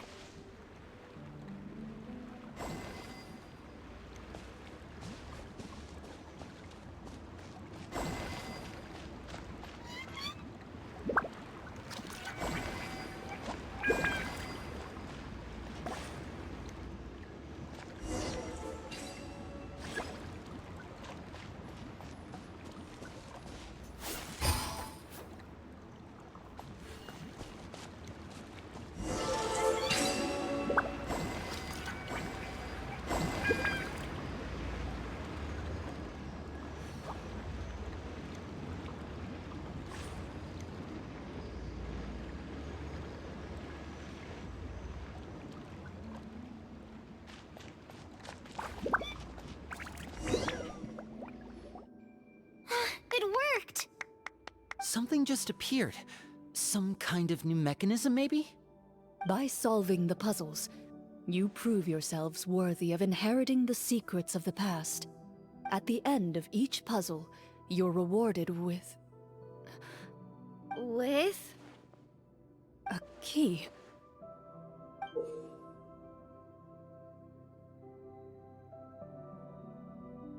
Oh, it must be the key to the big door. Huh?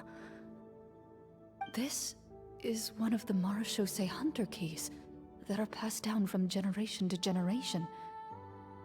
It looks just like the one Master passed down to me. It is said that 4 keys in total are required to form the final, complete key. And it seems like we just collected 3 of them. That must mean...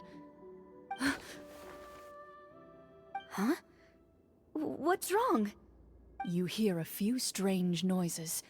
Suddenly, all the torches in the ruin go out at once. Huh? What's going on? Did we fall into another trap? For the sake of immersion, please close your eyes, everyone. Without the torches, the space is now completely dark, and you cannot see anything.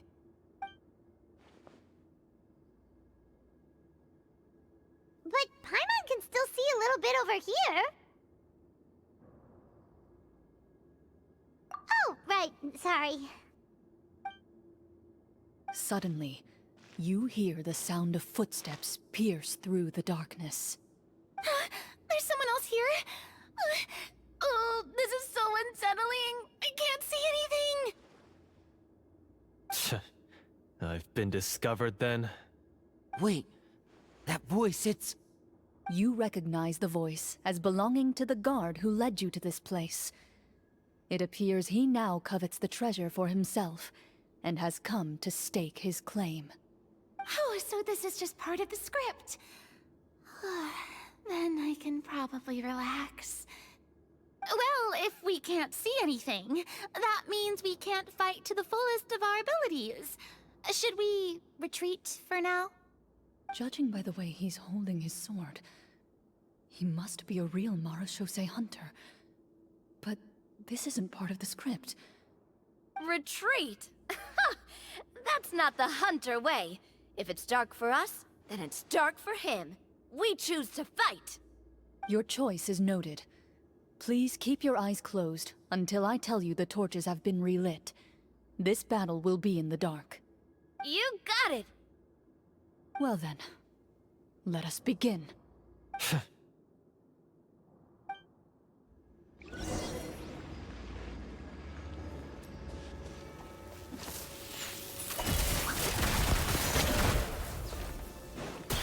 I'd like to try to hit him with my sword. Your strike is successful. Your face Is he still standing? Couldn't... Is it over? Can we open our eyes now? The enemy is strong and relentless, but the battle is nearing its end. The torches have not been relit. What about now? Final strike. Ha!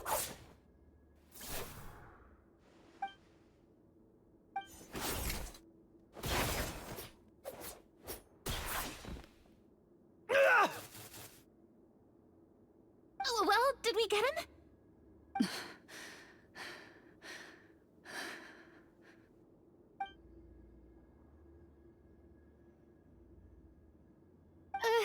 Clorinde? Warm fire flickers across the walls once more. Your vision is now clear. In an impressive display of courage, the four of you successfully defeat the uninvited guest. That look in his eyes. It's like he became an entirely different person as soon as I defeated him. Huh? Mr. Florian? Oh, wait. We're supposed to be role-playing. I should stay in character. Speak your name, guard. Why did you lead us here just to betray us? Is this treasure really more important to you than bringing peace to the kingdom? What kingdom? What peace? Those were nothing but lies!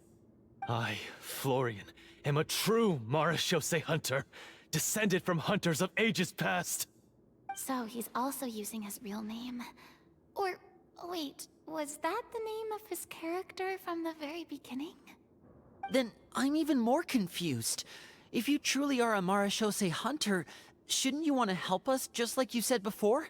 Shouldn't we fight together for the sake of the people? What do you know? In this day and age, there's no glory to be had as a Marashose hunter. What's that supposed to mean? My skills were passed down to me by my father. We lived a life of obscurity in the remote wilderness. Still, he devoted everything he had to being a Marashose hunter. And what did he get in return? A life of poverty and pain. In a world that forgot all about him. When he died, not a single person came to mourn his passing. The Marashose hunters were the ones who saved this city, were heroes. We deserved more recognition and respect than this! Is he talking about how no one in the capital seems to remember the hunters and their legacy? I didn't expect the script to contain this level of social criticism. So that's why you want to take the treasure for yourself? You feel like you're owed fame and wealth?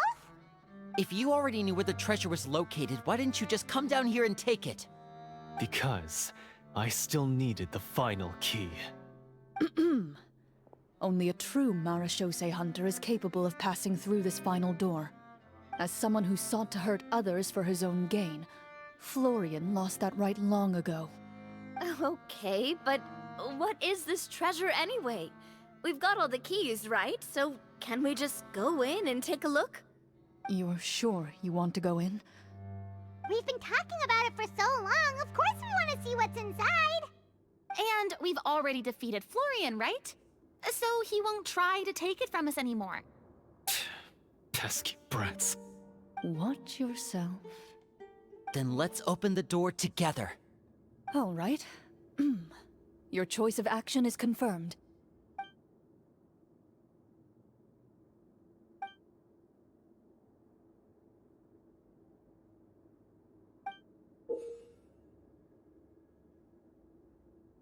Before you, the door to the treasure, sealed and undisturbed for more than 100 years, finally swings open.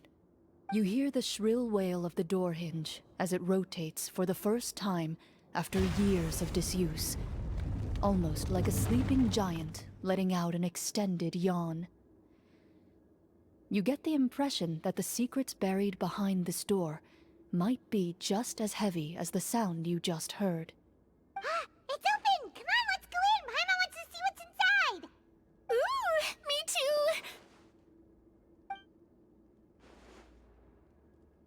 Ugh, uncovering hidden treasure is the most exciting part of adventuring.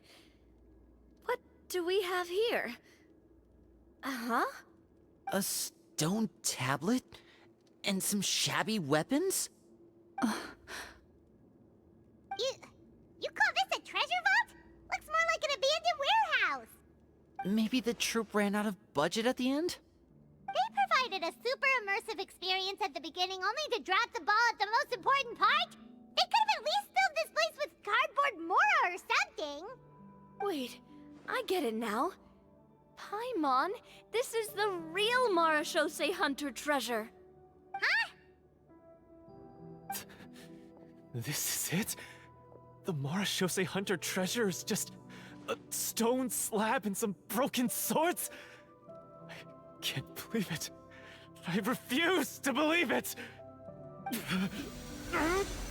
Whoa, are you okay? The Marachose hunter before you appears to suffer a serious mental breakdown. He needs to leave the room for a moment to collect himself.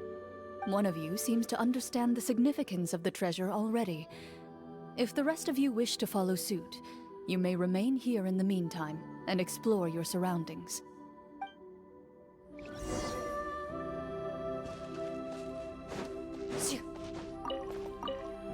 What is the treasure supposed to be?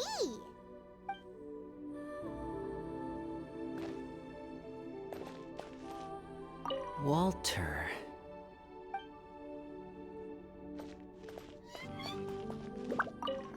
The names on the tablet.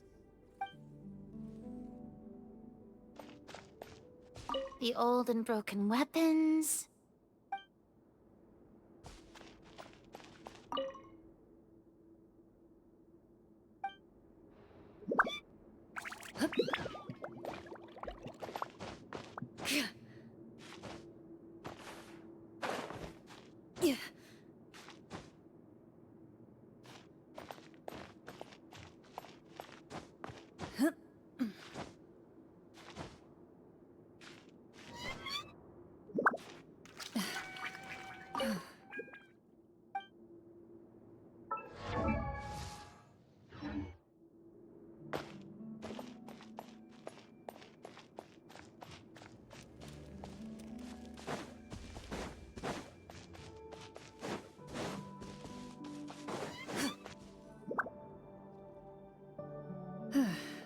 So, how are you doing?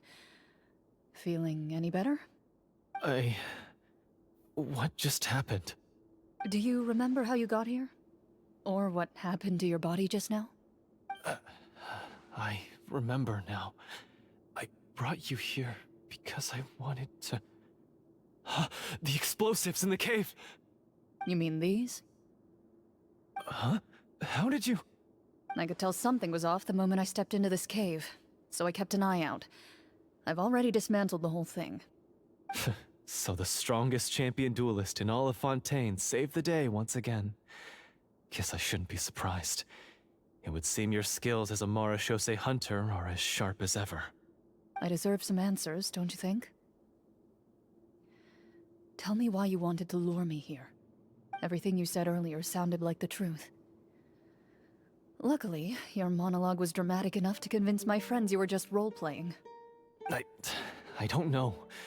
I just always felt like there was something in my heart that didn't belong to me. Something agitated and angry. Who knows? Maybe it was my own anger all along. I could never really tell.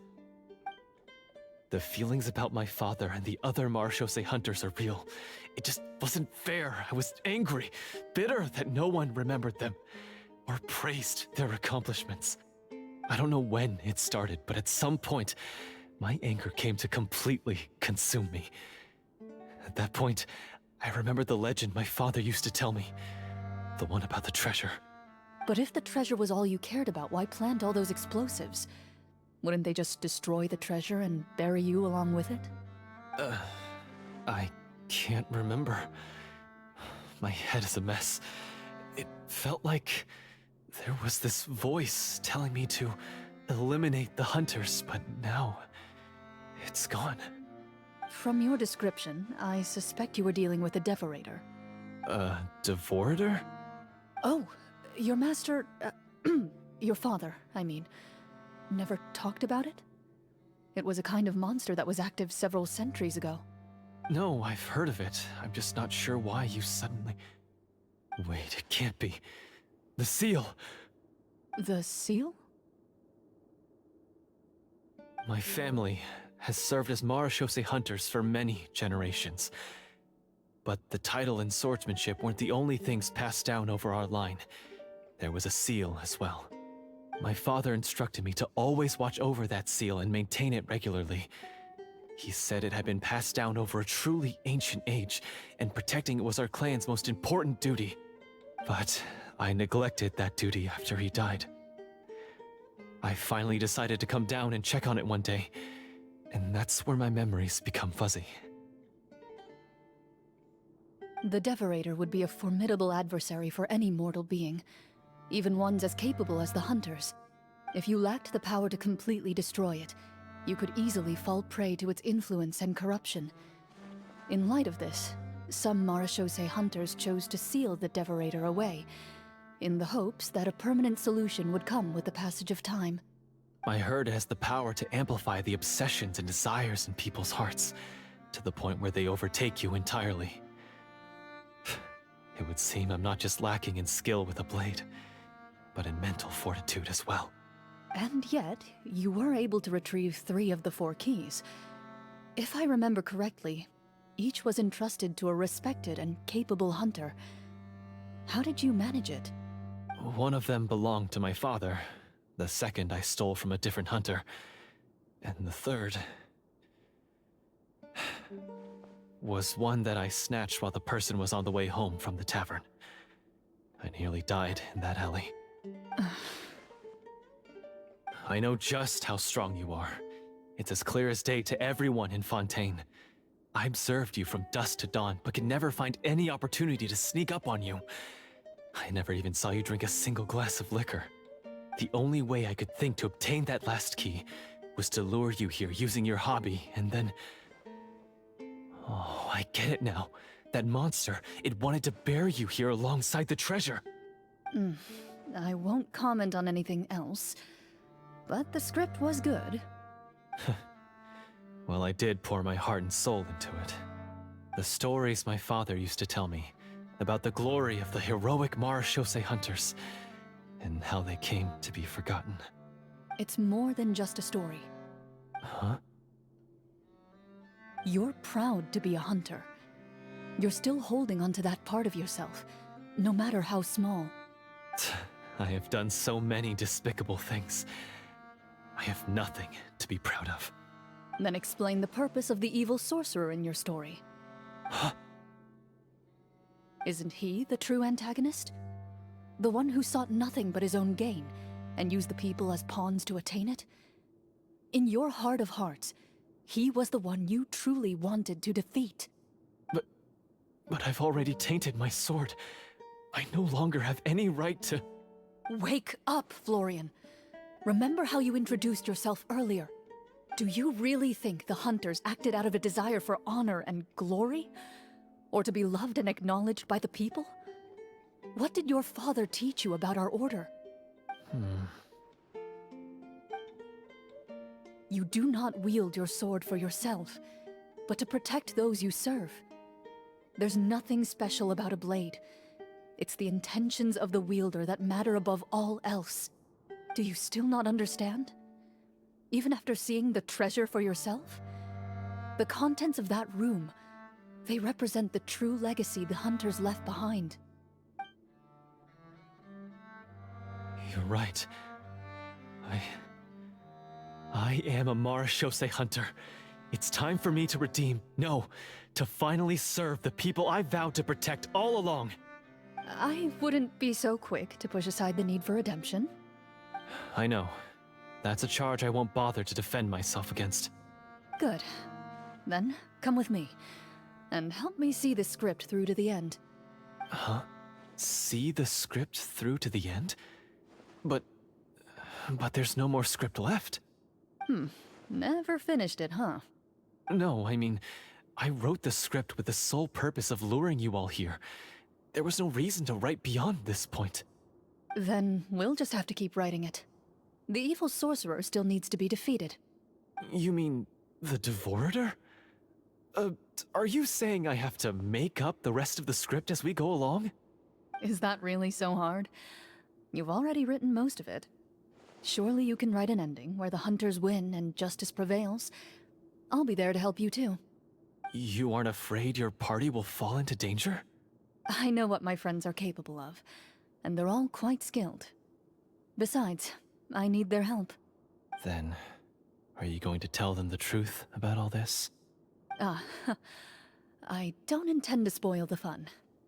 Sometimes, protecting dreams and fantasies is more important than exposing the truth. Don't you think?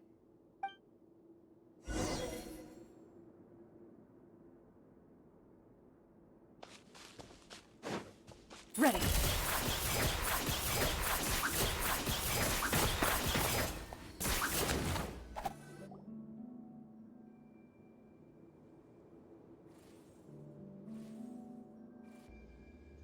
They're back! That took a while.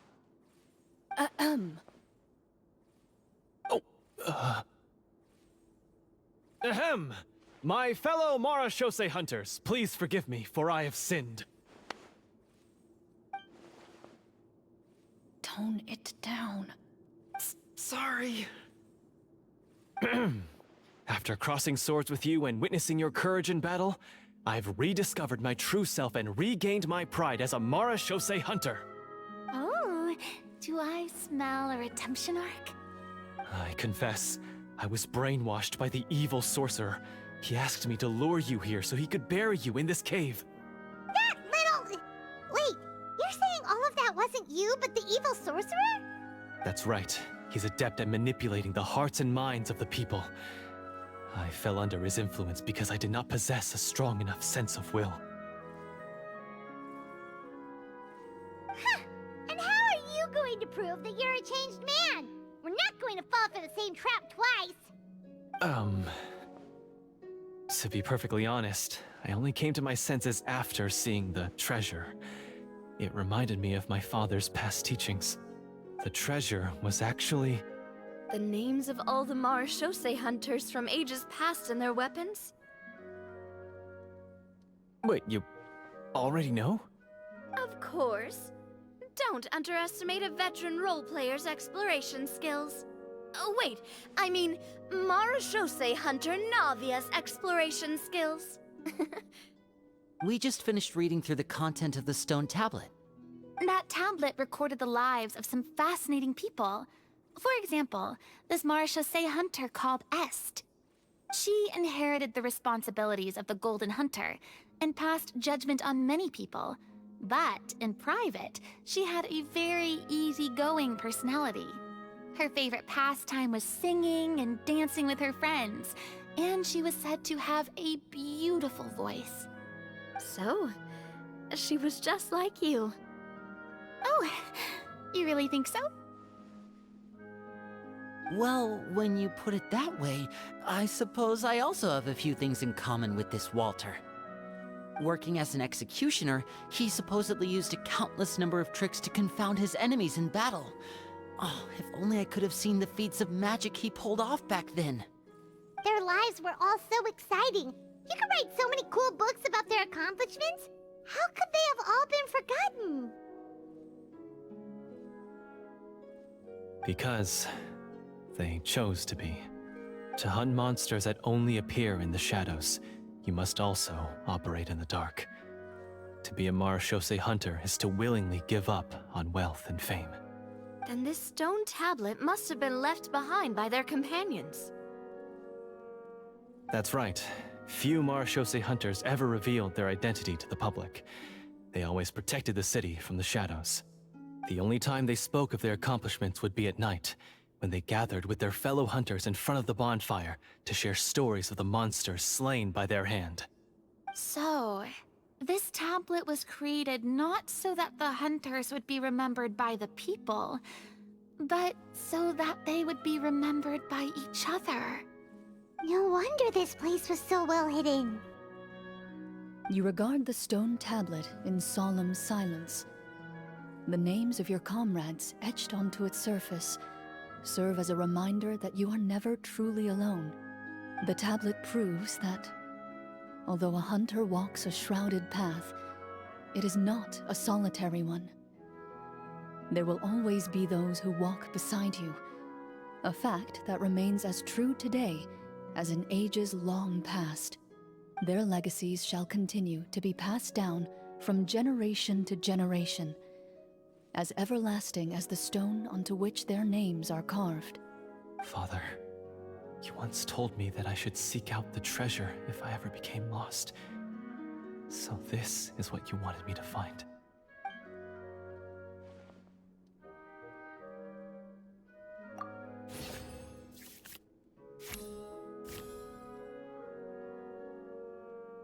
His eyes are sincere, and his words ring true.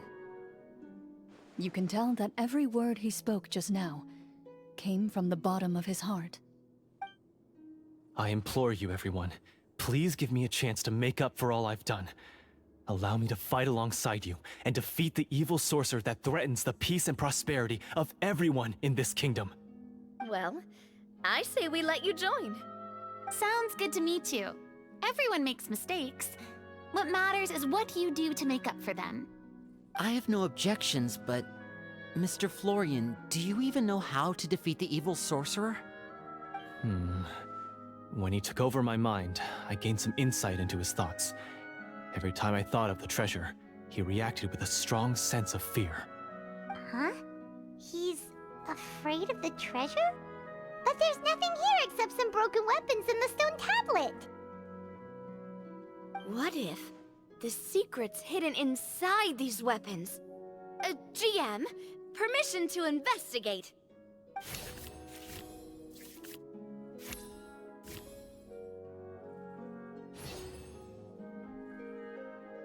At first glance, the weapons appear absolutely ordinary. But as you observe them, you notice a faint energy emanating from within. These blades have slain countless monsters. Though it's been a long time since they were used in battle, their edges remain sharp, as if they're simply waiting for the next worthy hunter to carry on their legacy. So basically take these with us, right? I'll take this weapon, since it used to belong to Est. Maybe it'll find comfort in being held by someone who appreciates the arts. Ah, good idea. I'll take Mr. Walter's bow then. From one archer magician to another.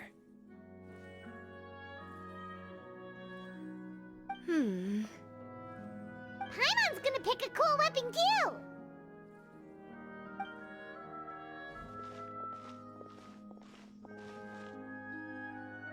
As you grip your weapons, you can almost feel the will of past hunters coursing through your being. It's a feeling of courage, determination. A silent vow passed down from generation to generation that says, eradicate the monsters, no matter the cost.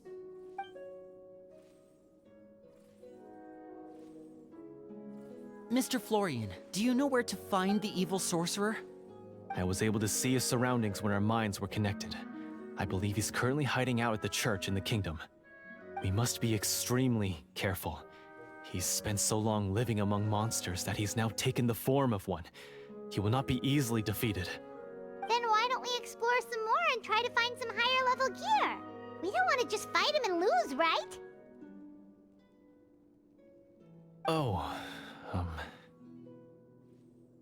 No, we have to strike now.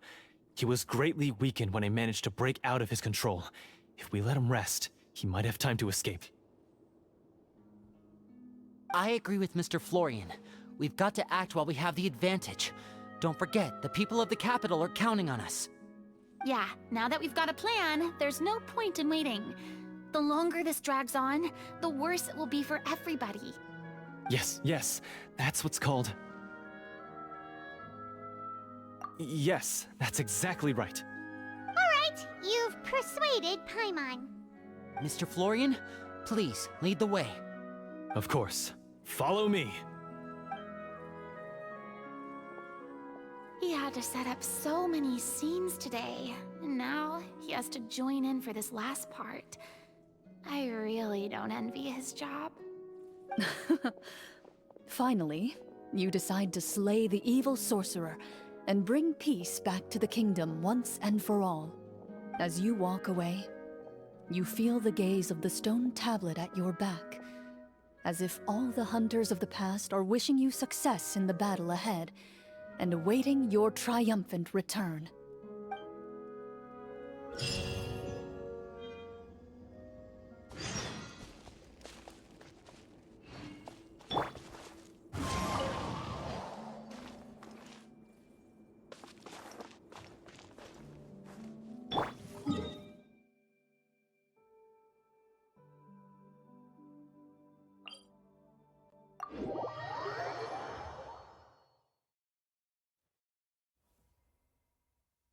Prey will usually rest on rainy days, but not the hunter.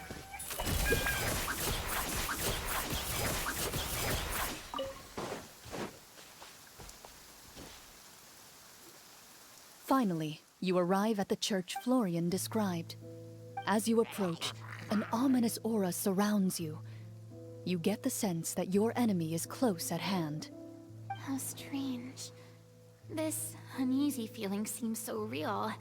How did they manage that? Now, it is time for the final battle. Let's go!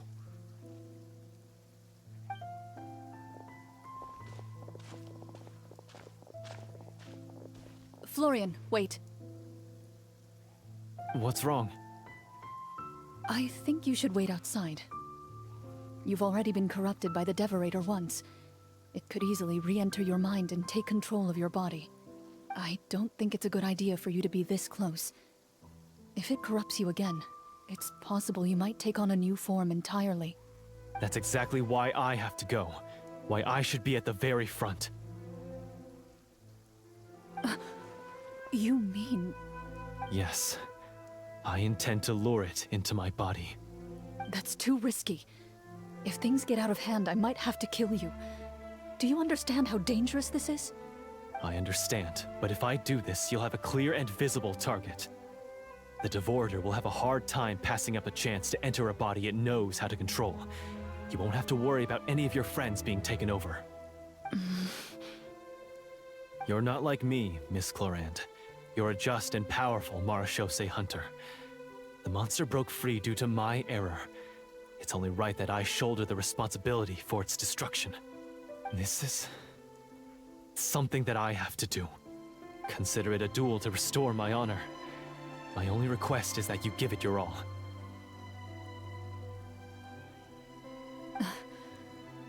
I understand.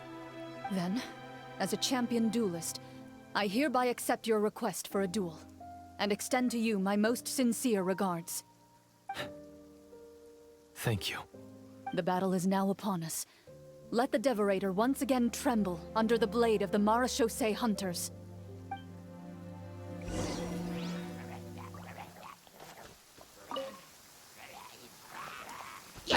Hunt them down! Loaded!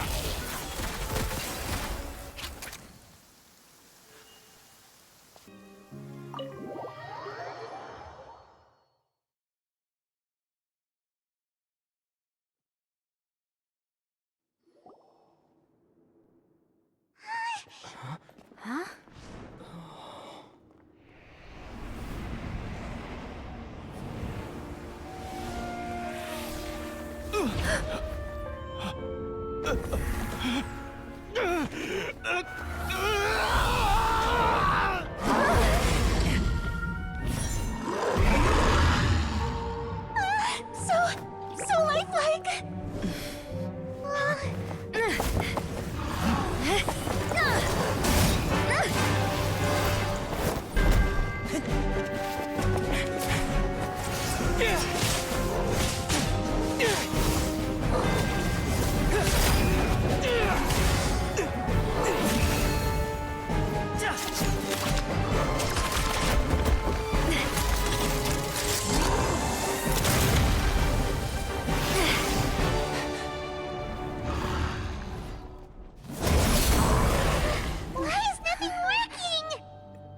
This foe is not invincible. You hold the treasure. The power to defeat it in your own two hands. The treasure? You mean...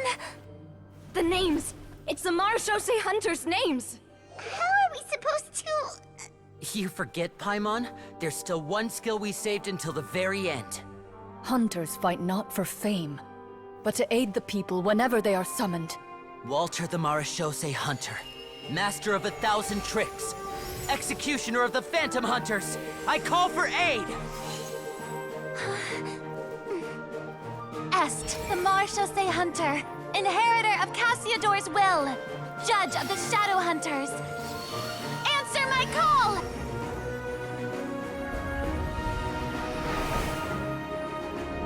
Petronia, protector of justice and order. The hunter I respect the most. Thank you for saving my friend, the best one I'll ever know. Please, lend us your strength!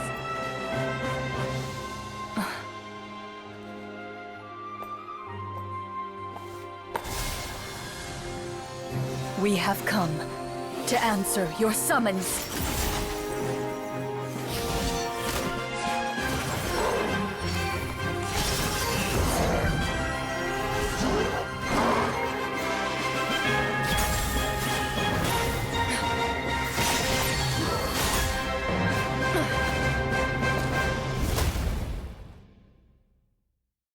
And so, the monsters were eradicated, and the sorcerer was defeated. Peace soon returned to the capital. Those in the court, manipulated by the sorcerer, also recognized the errors of their ways. Some remembered the names of the heroes who saved their kingdom, but others simply continued their lives none the wiser. Such is the story of the Marechaussee Hunters. They pursue the phantoms in the darkness and exterminate all who pose a threat. They will always protect the city and those within it, even should all memory of their accomplishments be forgotten by the very people they serve. I'm assuming we've finally reached the end of the script. Yes, you've reached one of the better endings. It's a pretty solid story overall. I thought it was just an ordinary adventure at first, but the further we got into it, the more impressed I became with the production and the plot. That final battle especially! All the effects were super realistic. Oh, right. Yeah, totally. Ah, that's a really good point. I never expected the weapons we picked up from that vault would have that kind of effect.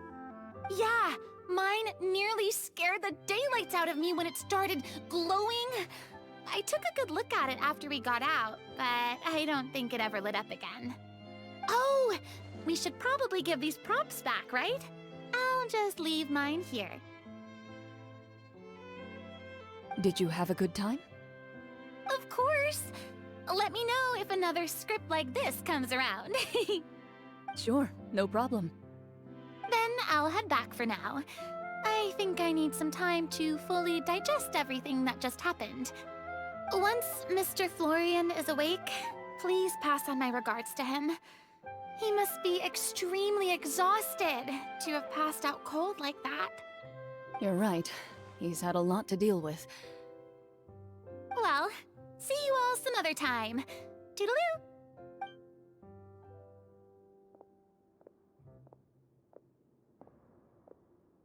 Okay, so, can I ask now, I think it should be fine, yeah.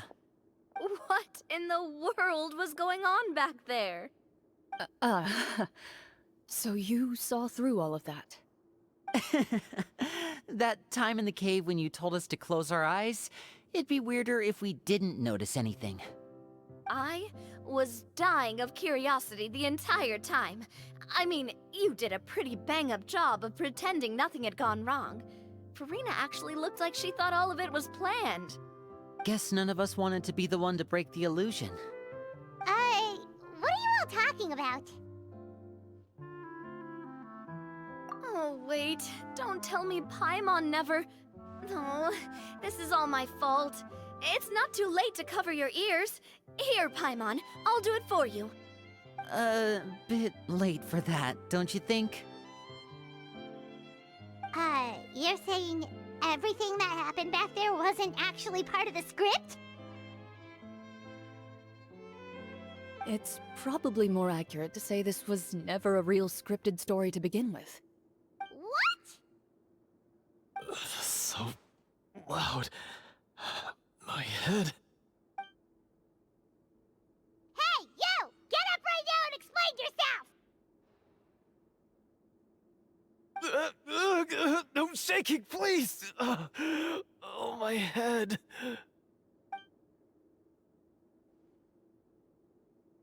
Did Paimon just hear that right? You guys made up that whole last part on the spot? It's not nice to lie to people, but Paimon's gotta admit, that was a really good story, Florian. Oh, and nice improvisation, Clorinde! Yeah, it was like watching a magician improvise a spectacular magic trick after forgetting an important prop. If Paimon knew something was wrong with that vault, she would have floated straight in the opposite direction! Everything was under control. As if you've ever described a situation as being out of control. I'm pretty sure any situation you consider to be easy to handle would scare a reasonable person half to death. Guess I'm just used to it. You must run into a lot of unexpected situations then. That explains why you're so good at coming up with things on the spot. As for you, Florian... I know there's no excuse for what I did. I'll turn myself into the guards at once, confess my crimes, and accept any punishment that comes my way. I would say you've already suffered more than enough. What? You may have been blinded by fame and fortune in the beginning, but your actions during the final battle had proven you to be a true Marechaussee hunter. You'll be far more used to the city above ground than below. Your job as a hunter is more important. But... Of course, you'll still need to take the keys and pay a personal visit to the 2 hunters you wronged. Prepare to accept any terms they give you as well. Yes, of course. As far as I'm concerned, though, Your showing in the duel was enough to prove your honor. Then I'll do exactly as you said. I'll go return those 2 keys right now. Thank you so much, everyone. I'll do my best to prove myself worthy of the second chance you've given me. I swear this on my name and honor as a Marashose hunter. Until we meet again, everyone.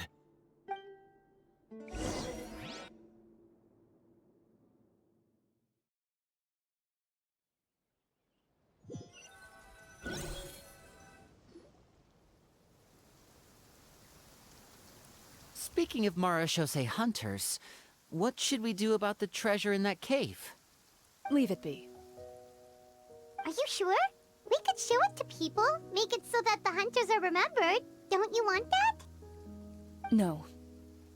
Every name on that tablet made the same choice. All hunters know what the path entails. I am no exception. My identity as a Marashose hunter is not something I need people to remember. I wish only to be recognized as a champion duelist. Nothing more. That's certainly very different from the path of a magician. Still, I admire your decision. Wait! Paimon just remembered something. If there were no special effects involved, why did our weapons begin to glow during the battle? That's because the Marashose hunters of ages past would often imbue their weapons with special enchantments to suppress the monsters. Whenever a monster was nearby, their weapons would start to glow. Oh, so that's why they had an effect on that guy near the end.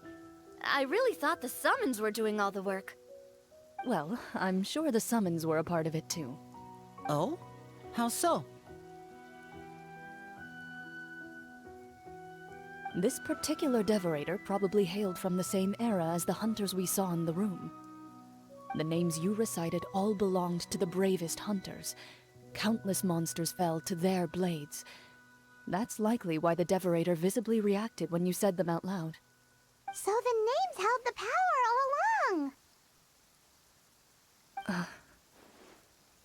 along! Navia, everything you said during your summon. Huh? Oh, I meant what I said. I mean, it was true to my character, so yeah, I'm glad you heard it. Just don't make me repeat myself. It's embarrassing. I really appreciated those words. All right. Don't get all sentimental on me. Anyway, let's not talk about that anymore. I'm going to go on ahead. Don't fall too far behind now. She ran off! I should probably head back as well. This story was truly incredible. I might have to spend the whole night telling my siblings all about it. Goodbye.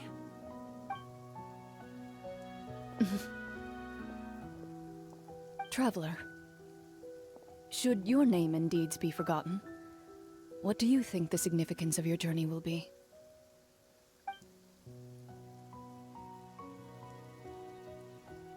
I suppose the significance would be the journey itself and the world we helped create. There's still value in the time I shared with everyone here, in the things we were able to accomplish, even if no one remembers them. A great answer. I'll remember it. Me? The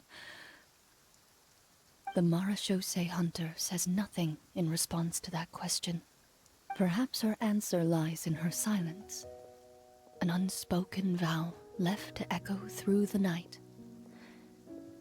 The path she walks needs no explanation.